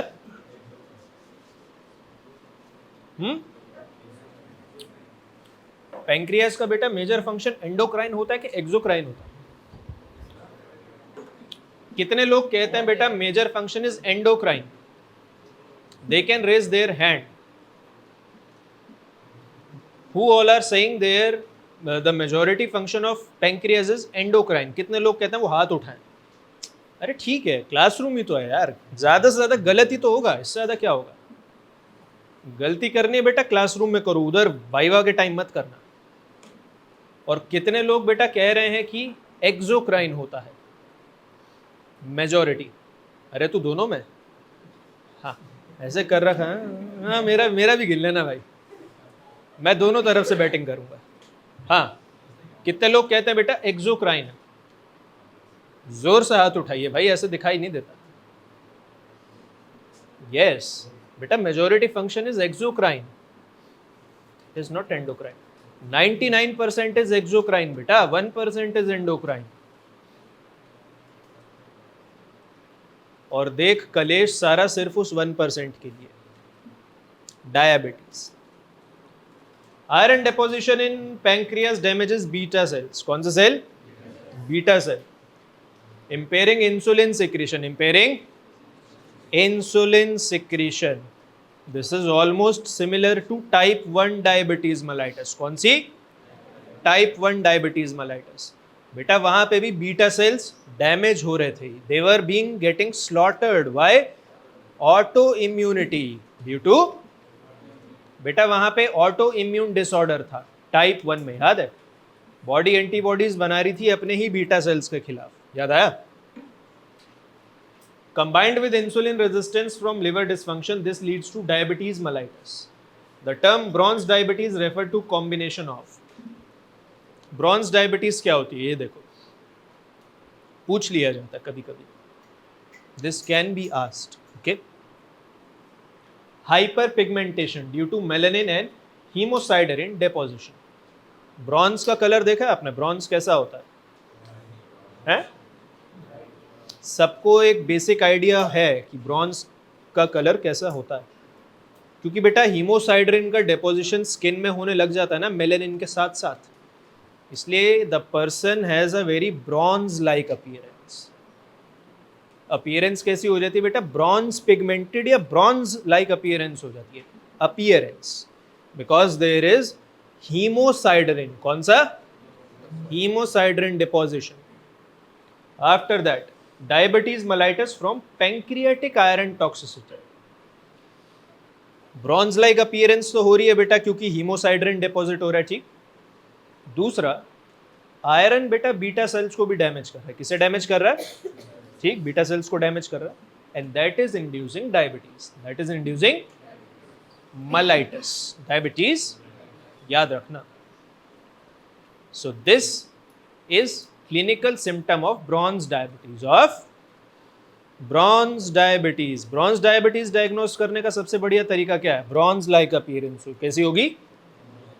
bronze like appearance. Okay, ये छोड़ दो बेटा. what are the treatment strategies for iron overload and how do they work biochemically? treatment strategies देखते हैं. Remove iron containing RBCs promoting iron mobilization. RBCs को थोड़ा सा रिमूव करना शुरू करो. Stimulate hepcidin production reducing further absorption. हेप्साइडिन का production बढ़ाओ बेटा. जब हेप्साइडिन का प्रोडक्शन बढ़ेगा तो क्या होगा? कम होगा. यस. अगर मान लो कोई थैलेसीमिया का पेशेंट आता है who suffering from iron overload, from thalassaemia के पेशेंट्स में बेटा बहुत कॉमन होता है, बहुत common. Just suggest him the medication that increased hepcidin production in his or her body. Okay, elevating the symptoms of iron overload. आगे देखते हैं. Iron chelation therapy. What do you mean by chelation? कुछ हद तक ठीक है, पर ये भी एग्जैक्ट आंसर नहीं है बेटा. This is not a medical school answer. अच्छा, what do you mean by chelate? That claw, पंजा देखा है ईगल का, बाज का, कैसे पकड़ लेता है. यहां से आया बेटा term chelation. Why I am giving very specific emphasis on that, you will know. Coordination chemistry पढ़ी है बेटा? पढ़ी है? उसमें कुछ लाइगेंड होते हैं बेटा, they form a chelate which were more stable, and metal ions, especially transition metal ions, which form chelate, which form are easy to remove from body, increasing their pharmacological acceptance also beta. The best is British anti-lewisite agent, BAL जिसको बोलते हैं बेटा. Chlorine poisoning के लिए, lead poisoning के लिए काम आता है। चिलेट थेरेपी जो होती है ना, जैसे a person who suffering from let's lead poisoning, किससे? लेड पॉइजनिंग से। तो आप उसके ब्लड से या बॉडी से बेटा ऐसे पकड़ के लेड थोड़ी निकाल लोगे, या यहाँ पे मैग्नेट थोड़ी लगा दोगे, जैसे जैसे ब्लड आता रहेगा यहाँ पे लेड सेपरेट कर लेंगे। नो बेटा, हम स्पेसिफिक मेडिकेशन देते हैं जो लेड के साथ एक सॉल्युबल चिलेट बनाए, सॉल्युबल चिलेट बनाए, which can be easily removed via urine or feces, and it is not only used to treat beta lead poisoning, strontium, chromium तो और भी खतरनाक होता है। जैसे आयरन आपका बेटा ओवरलोड में डैमेज करता है ना पैंक्रियाटिक बीटा सेल्स, क्रोमियम तो आप जरा सा ले लीजिए, जरा सा, बिल्कुल जरा सा, that can entirely disorganise that thing. Alpha cells भी खत्म कर देगा, बीटा सेल्स भी खत्म कर देगा। क्रोमियम टॉक्सिसिटी तो बहुत खतरनाक होती है। तो बेटा चिलेट्स का ये काम होता है, दे मतलब जितने हैवी मेटल्स होते हैं ना, हैवी मेटल्स बॉडी से रिमूव करता है बेटा वाया, जिसे कहना चाहिए सॉल्युबल फॉर्म। अब यहाँ देखो बेटा, iron chelation therapy binds free iron, binds free iron. कैसे बाइंड करेगा बेटा? By forming a chelate with free iron, forming a chelate with free iron. क्योंकि हमें ब्लड में आयरन का लेवल कम करना है, we have to decrease iron level in blood, क्योंकि द बॉडी और the patient is already suffering from iron overload. हमें उसकी बॉडी से आयरन निकालना है, जैसे भी निकले। हेप्साइडिन का लेवल बढ़ा दो ताकि आयरन एब्जॉर्ब ना हो, ड्रग्स दो दैट चिलेट फ्री आयरन, ठीक है। Then facilitate iron excretion via urine and faeces. इसका आगे बहुत एस्पेक्ट काम आएगा बेटा। डाइटरी मॉडिफिकेशन, ये देखो, avoid iron rich food like red meat, fortified cereals, avoid vitamin C, avoid vitamin. अब बेटा एनीमिया से उल्टा कर दो, अगर आप विटामिन सी नहीं लेंगे तो क्या होगा? Iron will stay in ferric form, in ferric form, and hence it will not be absorb, ठीक है। चलो, why transparent saturation is more specific marker than serum ferritin in diagnosis of HH and, हाँ चलो ये छोड़ दो, इतना important, क्योंकि हेरिडिटरी हो या वाला आपका रिक्वायर्ड नहीं है ना। दिस मच इज ओके, समझ आया बेटा? तो अगर कोई बेटा थैलेसीमिया में आयरन ओवरलोड का पेशेंट आए आपके पास due to repeated blood transfusion, immediately बेटा विटामिन सी बंद कर दो उसका, अगर if he is on that medication. Give drugs that induce hepcidin levels, and what else can you recommend बेटा? Chelation therapy, iron chelation therapy. चलो बेटा इसे देखो केस को जल्दी, ये सिंपल है। क्या डायग्नोसिस बना बेटा? हाँ किसी ने ठीक बोला, हाँ हाँ ठीक, पीछे से बोलो भाई। कॉपर डेफिशिएंसी तो बेटा लेवल देख के तुझे पता चल गया होगा, लेकिन वो नाम तो बताओ, वो डिजीज का स्पेसिफिक नाम होता है बेटा। This is a case of, कौन बताएगा? अरे स्पेसिफिक नाम है इसका, इधर से कोई ट्राई करना चाहेगा? Wilson's disease, this is a case of Wilson's disease बेटा, दिस इज विल्सन्स डिजीज, ठीक है। 22-year-old male presents to neurology clinic with complaints of progressive tremors, slurred speech and personality changes for past 6 months, ठीक है। His family reports that he has become more irritable and has difficulty concentrating। अरे आपके घर से तो complain नहीं आई है। He also mentions intermittent abdominal discomfort, ठीक है। चलो ये देखते हैं, logical dystonia, dysarthria and resting tremors. Resting tremor समझते हैं आप लोग? देखो हाथ आगे करो, बेटा जिसकी ये 2 फिंगर हिल रही है ना, congratulations, you have successfully damaged your ulnar nerve. Your ring finger and your pinky finger. ऐसे हाथ फैला के बेटा, ऐसे. ठीक है, सबसे बेसिक एग्जामिनेशन होता है बेटा. ये होता है बेटा रेस्टिंग ट्रेमर्स. ये न्यूरल डैमेज से आता है. क्या सहित हो गया क्या? अरे वाह, तेरा तो डायग्नोसिस हो गया बैठे बैठे. चलो आगे देखते हैं. Ophthalmological presence of golden brown ring at the limbus of cornea. Golden brown ring, ठीक है, cornea. Then hepatic, mild hepatomegaly detected on palpation. Palpate करेंगे ना बेटा, हेपेटोमेगैली मिलेगी आपको. ठीक है, पैल्पेशन से बेटा स्प्लिनोमेगैली भी आपका हो जाएगा, हेपेटोमेगैली भी आपको अभी दिखाएंगे एनएट में. पैल्पेट करना सिखाया अभी, पैल्पेट करना. क्वाड्रेंट्स होते हैं ना बेटा, तो पैल्पेशन से पता चलता है. लैब फाइंडिंग देखो बेटा क्या है. सीरम सेरुलोप्लाज्मा. सीरम सेरुलोप्लाज्मा बेटा ये लो है. क्या है? अच्छा हाँ, ceruloplasmin is also helps in capturing or protection against free radicals. Remember, ceruloplasmin होता है ना बेटा, ये भी एंटीऑक्सीडेंट होता है. माइल्ड नहीं, ठीक ठाक होता है, ठीक ठाक. एक ठीक ठाक एंटीऑक्सीडेंट होता है बेटा सेरुलोप्लाज्मिन, याद रखना. सीरम कॉपर बेटा कितना है? 45 माइक्रोग्राम पर डेसीलीटर, कम है. 24 hour urinary copper excretion 150 microgram per day. अरे बाप रे, एक तो सीरम में है नहीं बेटा, और यूरिन में बेटा इससे 3 गुना ज्यादा एक्सक्रीट हो रहा है.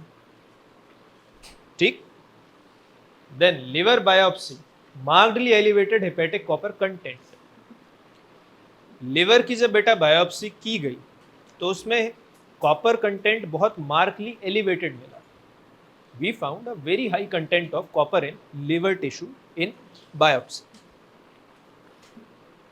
डायग्नोसिस बेटा मैंने आपको बता दिया, it is Wilson's disease. It is diagnosis के बेटा कार्डिनल सिम्टम क्या है आपके, देखो.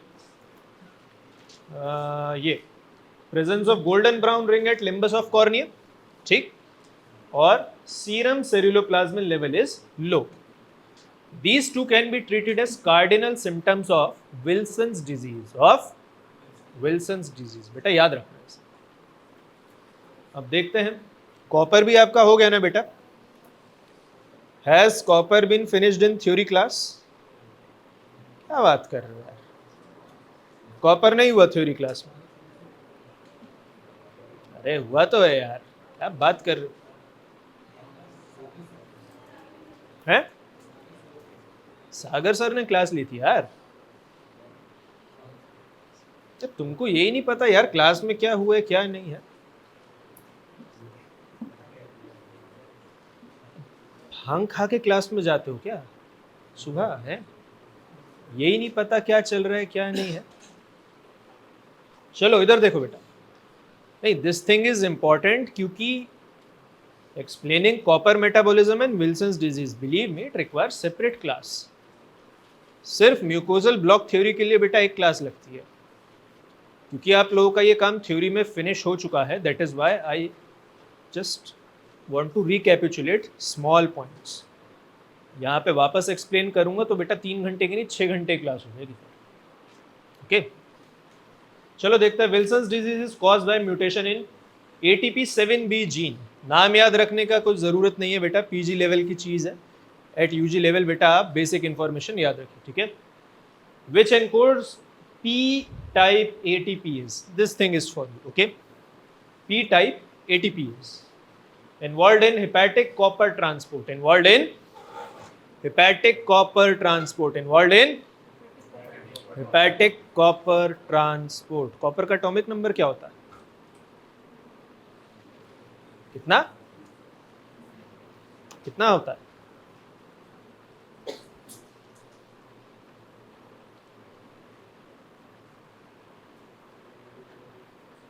क्या है है 20, यस 29। कॉपर का एटॉमिक नंबर होता है 29। इतना करने की जरूरत नहीं पड़ती बेटा, 3d9 4s1।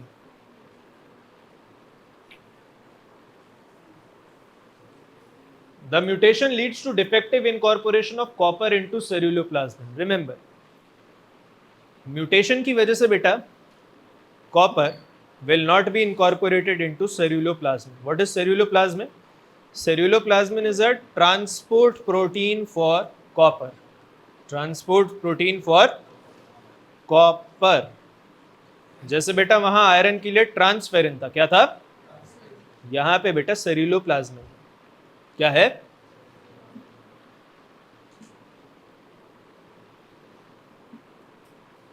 क्यूप्रस और क्यूप्रिक में बेटा क्या फर्क होता है?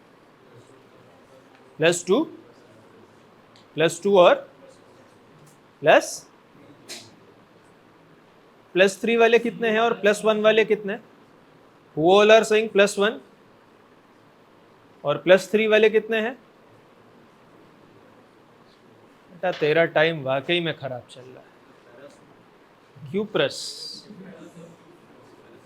बेटा +1 और +2, cupric is +2, cuprous is,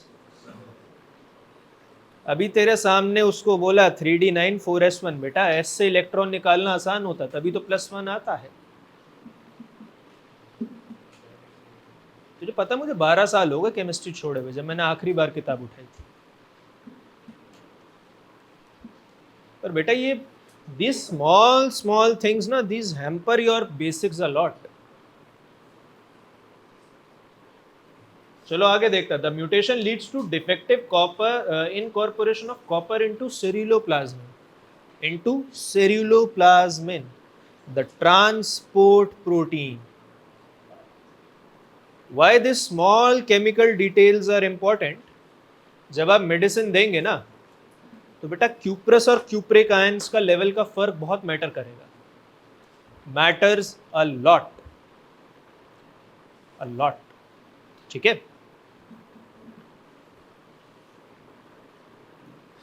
and empire biliary excretion of copper resulting in toxic accumulation in liver and other organs, especially in brain and cornea. मैंने आपको बताया था बेटा आयरन का एब्जॉर्प्शन का मैकेनिज्म डिफरेंट होता है। बॉडी को जितना स्टोर करना होता है बस वो उतना ही स्टोर करते हैं, बाकी सारा आयरन रिमूव हो जाता है। That is not in the case of copper. Diet में जितना कॉपर है बेटा सब एब्जॉर्ब हो जाएगा, सब, each and everything, majority absorb हो जाएगा बेटा। इसलिए यहाँ पे टॉक्सिसिटी थोड़ा ज़्यादा आएगी अगर वो चीज़ डिफेक्टिव हो गई सेरुलोप्लाज्मिन वाली, ठीक है। Now what is the role of ceruloplasmin in copper metabolism and why it is decreased in Wilson's disease? मुद्दे की बात पे आते हैं। Ceruloplasmin is a copper carrying protein. It is a copper carrying protein synthesized in liver. Remember, कभी भी कोई कुछ भी पूछे ना सिंथेसाइज कहाँ हो रहा है, स्टोर कहाँ हो रहा है, लिवर तो बेटा बोल ही देना, बाकी कुछ आए ना है, सिंथेसाइज कहाँ हो रहा है, स्टोर कहाँ हो रहा है, या इवन डिग्रेड भी कहाँ हो रहा है। लिवर बोलने से मत हिचकना बेटा, क्योंकि इधर पार्शली और फुल्ली बेटा वो लिवर में होता ही होता है। It helps transport copper in circulation. It helps in transport of copper in circulation. Blood में बेटा free copper नहीं चलता. There is no free copper in blood. It is transported via ceruloplasmin. In Wilson's disease, defective ATP7B function leads to impaired loading of copper onto ceruloplasmin. Wilson's disease में क्या हो रहा है बेटा, सेरुलोप्लाज्मिन में copper load नहीं हो पा रहा, okay, causing both low ceruloplasmin level and free copper accumulation. अब बेटा कॉपर अगर सेरुलोप्लाज्मिन पे लोड नहीं हो रहा है तो सेरुलोप्लाज्मिन का लेवल क्यों कम हो रहा है? पता है क्यों? If there is no copper in ceruloplasmin, अगर बेटा सेरुलोप्लाज्मिन खाली पड़ा, उस पर कोई कॉपर लोडेड नहीं है, तो सेरुलोप्लाज्मिन बहुत जल्दी डिग्रेड हो जाता it degrades very fast in absence of copper. अब जब बेटा लीवर में वो लोड नहीं हो पा रहा है, then what is happening, all the free ceruloplasmin is getting degraded quickly, जिससे बेटा उसका लेवल कम आ रहा है। अब सेल्यूलोप्लाज्मिन का लेवल तो कम हो गया, लेकिन बेटा ब्लड में फ्री कॉपर का लेवल बढ़ गया, फ्री कॉपर का लेवल बढ़ गया, क्योंकि बेटा डाइट में आप जितना कॉपर ले रहे हो ना वो सब रीएब्जॉर्ब हो रहा है। इट इज ये आयरन की तरह नहीं है कि अब शरीर को जरूरत नहीं है, म्यूकोजल ब्लॉक, अब और रीएब्जॉर्ब नहीं होगा। नो, जितना कॉपर लेते जाओगे सब रीएब्जॉर्ब हो रहा है, और इससे फ्री कॉपर का लेवल बेटा ब्लड में बढ़ रहा है। फ्री कॉपर का लेवल बेटा जब ब्लड में बढ़ रहा है, it is getting deposited in cornea, in brain, जिससे वो आपको विल्सन्स डिजीज की ब्रॉन्ज रिंग या जिसे कहना चाहिए कॉपर रिंग दिख रही है। ठीक है, चलो explain the pathophysiology of hepatic and neurological manifestation in Wilson's disease. Hepatic, excess copper accumulates in hepatocyte causing oxidative stress via Fenton reaction। लो भाई, अभी तक तो आयरन ही चल रहा था, एक्सेस कॉपर से भाई साहब फेंटन रिएक्शन फिर से हो रही है। तो यानी कि आयरन डेफिशिएंसी में बेटा फ्री रेडिकल बनेंगे, आयरन एक्सेस है तो भी फ्री रेडिकल बनेंगे, और अगर कॉपर, फ्री कॉपर, सेल्यूलोप्लाज्मिन वाला नहीं, फ्री कॉपर एक्सेस में है तो भी बेटा फेंटन रिएक्शन से फ्री रेडिकल्स बनेंगे, leading to lipid peroxidation, leading to lipid peroxidation, mitochondrial dysfunction and hepatocellular apoptosis. Mitochondrial dysfunction and hepatocellular apoptosis, अभी बताया था ना बेटा कि लिपिड पेरोक्सिडेशन, ये मत सोचना कि खाली सेल मेम्ब्रेन का हो सकता है। सेल मेम्ब्रेन बेटा माइटोकॉन्ड्रिया के आसपास चारों तरफ भी होती है, न्यूक्लियस के चारों तरफ भी होती है। अगर माइटोकॉन्ड्रिया वाली का हो गया और वो कैथेप्सिन एंजाइम बाहर आ गए माइटोकॉन्ड्रिया से, that can trigger apoptosis, that can trigger, याद रखना इस चीज को। Chronic toxicity results in cirrhosis, तो ऐसे बेटा लिवर डैमेज हो रहा है फेंटन रिएक्शन से due to free copper, excess of free copper, apoptosis and hepatocellular carcinoma, और chronic toxicity in results in cirrhosis also. अब न्यूरोलॉजिकल आ जाते हैं बेटा, अभी तो फ्री कॉपर का हमने डैमेज देखा हिपैटिक सेल्स पे, अब न्यूरोलॉजिकल डैमेज देखते हैं बेटा। Free copper crosses blood brain barrier, free copper crosses blood brain barrier, यानी कि सेल्यूलोप्लाज्मिन वाला क्रॉस नहीं करेगा, ठीक है, सिर्फ फ्री कॉपर करेगा। और अगर कोई चीज ब्लड ब्रेन बैरियर क्रॉस कर जाए जिसको नहीं करना चाहिए था, तो बेटा समझ लो you are in a very very big danger, आपके साथ कुछ बहुत गलत हो रहा है। ठीक है, चलो देखते हैं क्या हो रहा है। प्रेफरेंशियली एक्यूमुलेटिंग इन बेसल गैंग्लिया, ले जहां नहीं होना चाहिए था सबसे पहले जाके वहीं हो रहा है। जैसा आप लोग हो ना, आप लोगों को कहोगे ये काम मत करो, सबसे पहले जाके वही काम करोगे। बेसल गैंग्लिया डैमेज होने से क्या होता है पता है? Parkinson's disease. क्या होता है? Parkinson's disease. आप अगर कभी पार्किंसंस के पेशेंट को देखेंगे ना बेटा, तो they show this typical pin roll movement. हाँ, अरे वो मुझे नहीं पता भाई, नहीं मुझे ये नहीं पता उसे पार्किंसंस था या नहीं, पर आप जाएंगे ना साइकेट्री में बेटा, बहुत पेशेंट देखने को मिलेगा पार्किंसन, उनको देखेगा, डायग्नोसिस बेटा ऐसा होता है, पिन रोल मूवमेंट। ठीक, ये leading to neuronal damage, neurotransmitter imbalance and movement disorder such as tremors, dystonia and dysarthria. ठीक है, नाउ विच बायोकेमिकल टेस्ट, क्या बात हो रही है भाई पीछे ये, अभी एक केस और है, चिंता मत कर, वो सबसे लंबा केस है।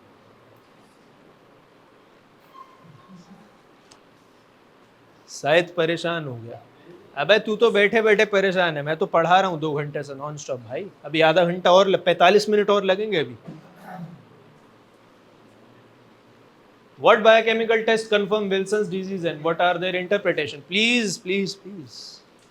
बेटा अगर आप लोगों का कोऑपरेशन रहेगा तो क्लास जल्दी खत्म हो जाएगी, ज़्यादा होगा तो मैं 5 बजे तक बिठाऊंगा। फिर allotted time is up to 5 बेटा, ठीक है। What biochemical tests confirm Wilson disease and what are their interpretation? किन टेस्ट से बेटा विल्सन्स डिजीज कंफर्म हो सकता है? देखो, सीरम सेरुलोप्लाज्मिन लो, इस केस में बेटा सेरुलोप्लाज्मिन का लेवल लो था, याद है, less than 20 mg per dl in 85% of the cases. उसके बाद बेटा सीरम कॉपर लो और नॉर्मल, लो और नॉर्मल। फ्री कॉपर बेटा नॉर्मल भी हो सकता है सीरम कॉपर और लो भी हो सकता है, ठीक है, डिपेंडिंग की विल्सन्स डिजीज की स्टेज क्या है। क्योंकि अगर सेरुलोप्लाज्मिन पे बेटा कॉपर लोड नहीं हो रहा है तो it is freely movable in blood और serum. Then 24 hour urinary copper excretion elevated, याद है 150 था इसका 150 था। हेपेटिक कॉपर क्वांटिफिकेशन बेटा गोल्ड स्टैंडर्ड टेस्ट है, ठीक है। देन स्लिट लैंप एग्जामिनेशन छोड़ दो इसे। पर चिलेटिंग एजेंट देखो फिर से आ गया, आयरन ओवरलोड में याद है बेटा हम चिलेटिंग एजेंट लेते थे to decrease iron level, to decrease, यहाँ पे बेटा पेनिसिलामाइन दे रहे हैं हम to decrease free copper level, to decrease free copper level. बेटा फ्री कॉपर लेवल हमें क्यों डिक्रीज करना है?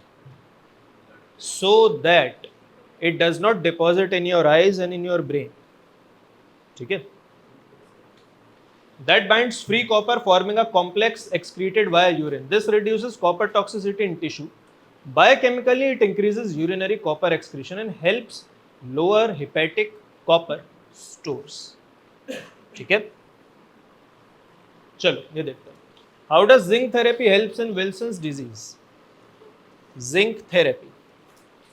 Zinc induces metallothionein. Zinc induces metallothionein in enterocytes, intestinal cells, ठीक, which preferentially binds copper and prevents its absorption.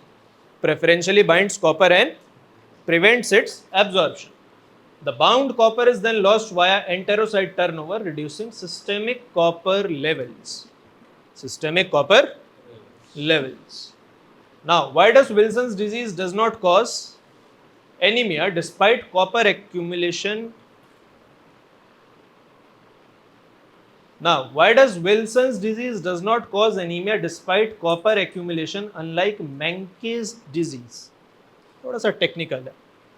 Wilson's disease cause systemic copper overload, whereas Menkes disease result in systemic copper deficiency due to defective intestinal absorption. Wilson's disease में क्या हो रहा है बेटा?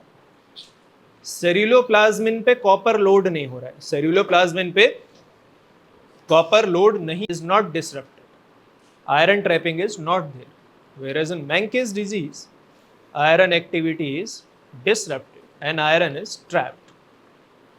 Now, what are genetic inheritance and molecular diagnostic approaches for Wilson's disease? Wilson's disease follow an autosomal recessive inheritance pattern. Wilson's disease बेटा genetic है, क्या है? ऑटोजोमल रिसेसिव है। क्या नेचर है? Autosomal recessive. Due to mutations in ATP7B gene on chromosome 13q 14.3. Location और gene का नाम याद करने की जरूरत नहीं, ठीक है। Molecular diagnosis include gene sequences and haplotype analysis, ठीक। Haplotype analysis होता है बेटा गैमीट में जो करता है, स्पर्म में, ज्यादातर स्पर्म में करता है बेटा। Now, why do neurological symptom worsen initially with chelation therapy? Copper कम करने के लिए बेटा हम क्या दे रहे थे? Chelation therapy. कौन सी थेरेपी? क्या नाम था ड्रग का? पेनिसिलामाइन। पेनिसिलामाइन याद आया? अब उसमें देखो इनिशियली एकदम से बढ़ क्यों जाता है, सिम्टम्स वर्स क्यों हो जाता है? देखो, chelation therapy rapidly mobilises hepatic copper into circulation, hepatic copper into circulation, leading to transient spike in free copper level. जैसे ही बेटा ब्लड से फ्री कॉपर हटेगा ना, इमीडिएटली लिवर से उसको कंपनसेट करने के लिए और ज़्यादा कॉपर रिलीज होगा. More free copper would be released by liver in systemic circulation. क्यों?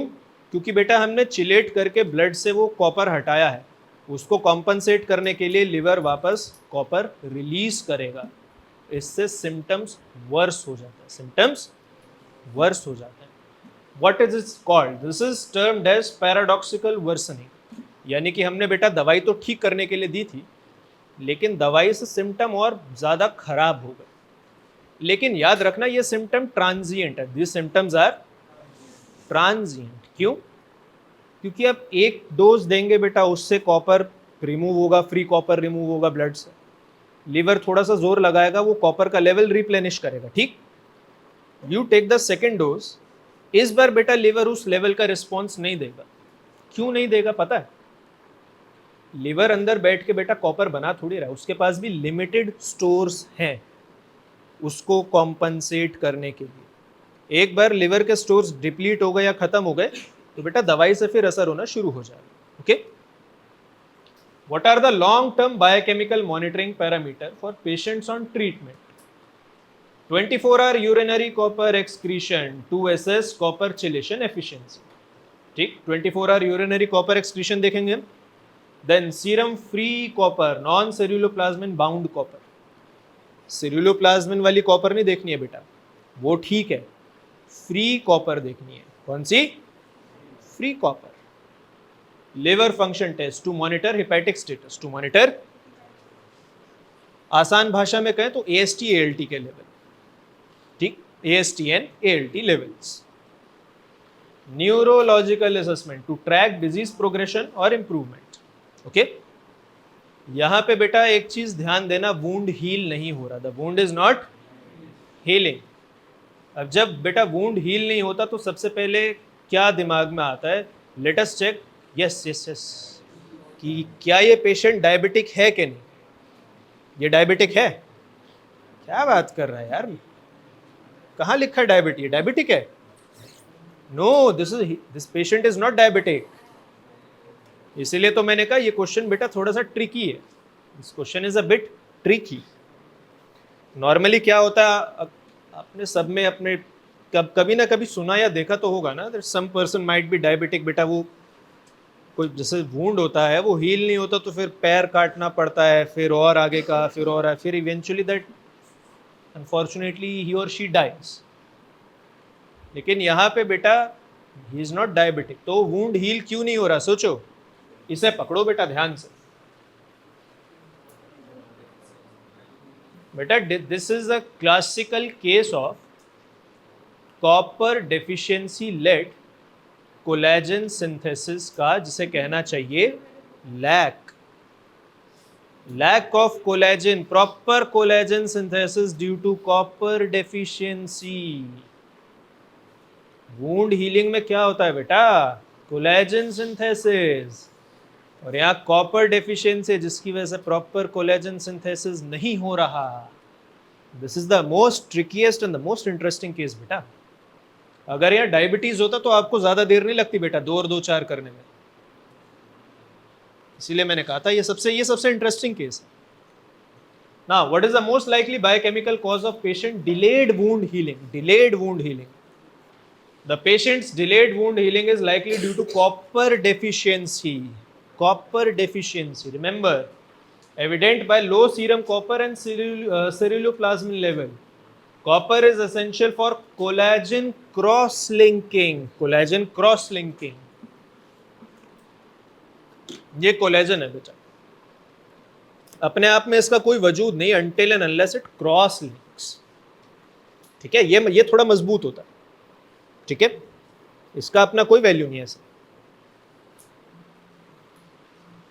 Now copper is essential for collagen cross linking. Angiogenesis, what is angiogenesis बेटा? लेट देम आल्सो ट्राई बेटा.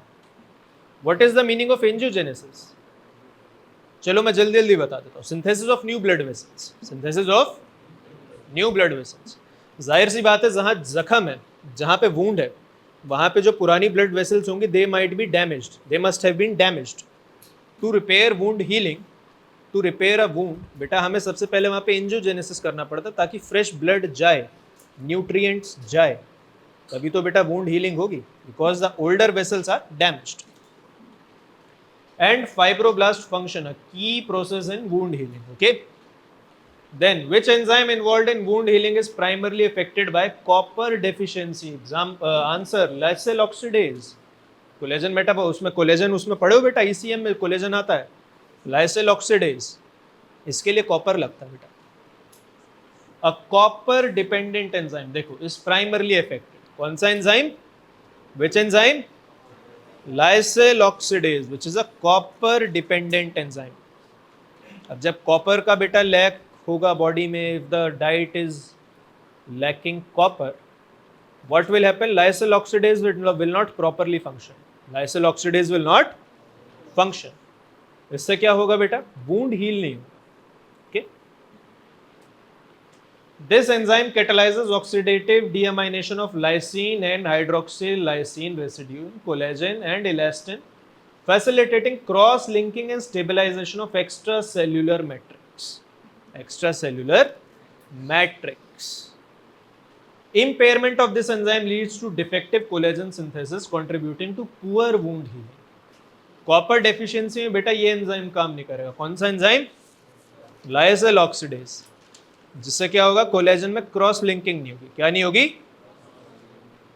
Resulting in poor wound healing. Resulting in poor wound healing. Now how does copper deficiency affect angiogenesis in wound healing? Copper is crucial for activity of vascular endothelial growth factor, vascular endothelial growth factor, and angiogenic factors. Copper deficiency impair function of tyrosinase. नाम सुना? Tyrosinase, which indirectly affect endothelial cell migration and copper zinc superoxide dismutase. Superoxide dismutase बेटा ये भी free radicals के उसमें काम आता है.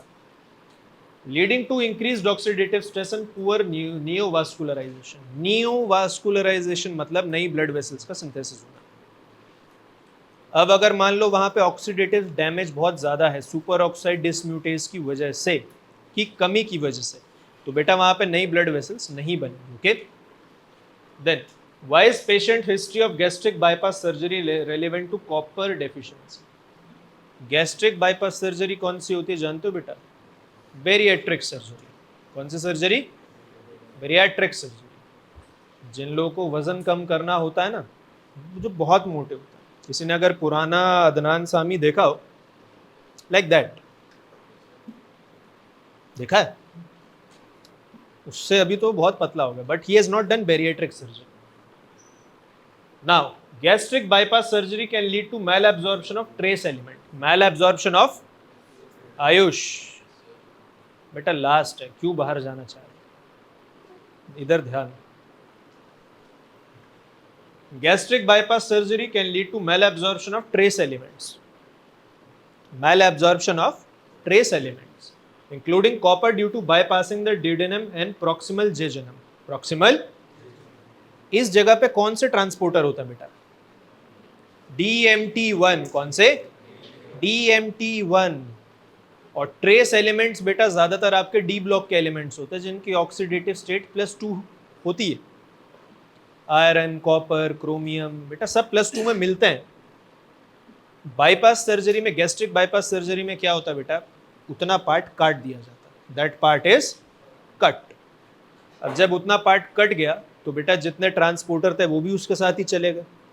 That cause deficiency of trace elements, क्योंकि बेटा ट्रांसपोर्टर ही नहीं बचे. कौन से ट्रांसपोर्टर?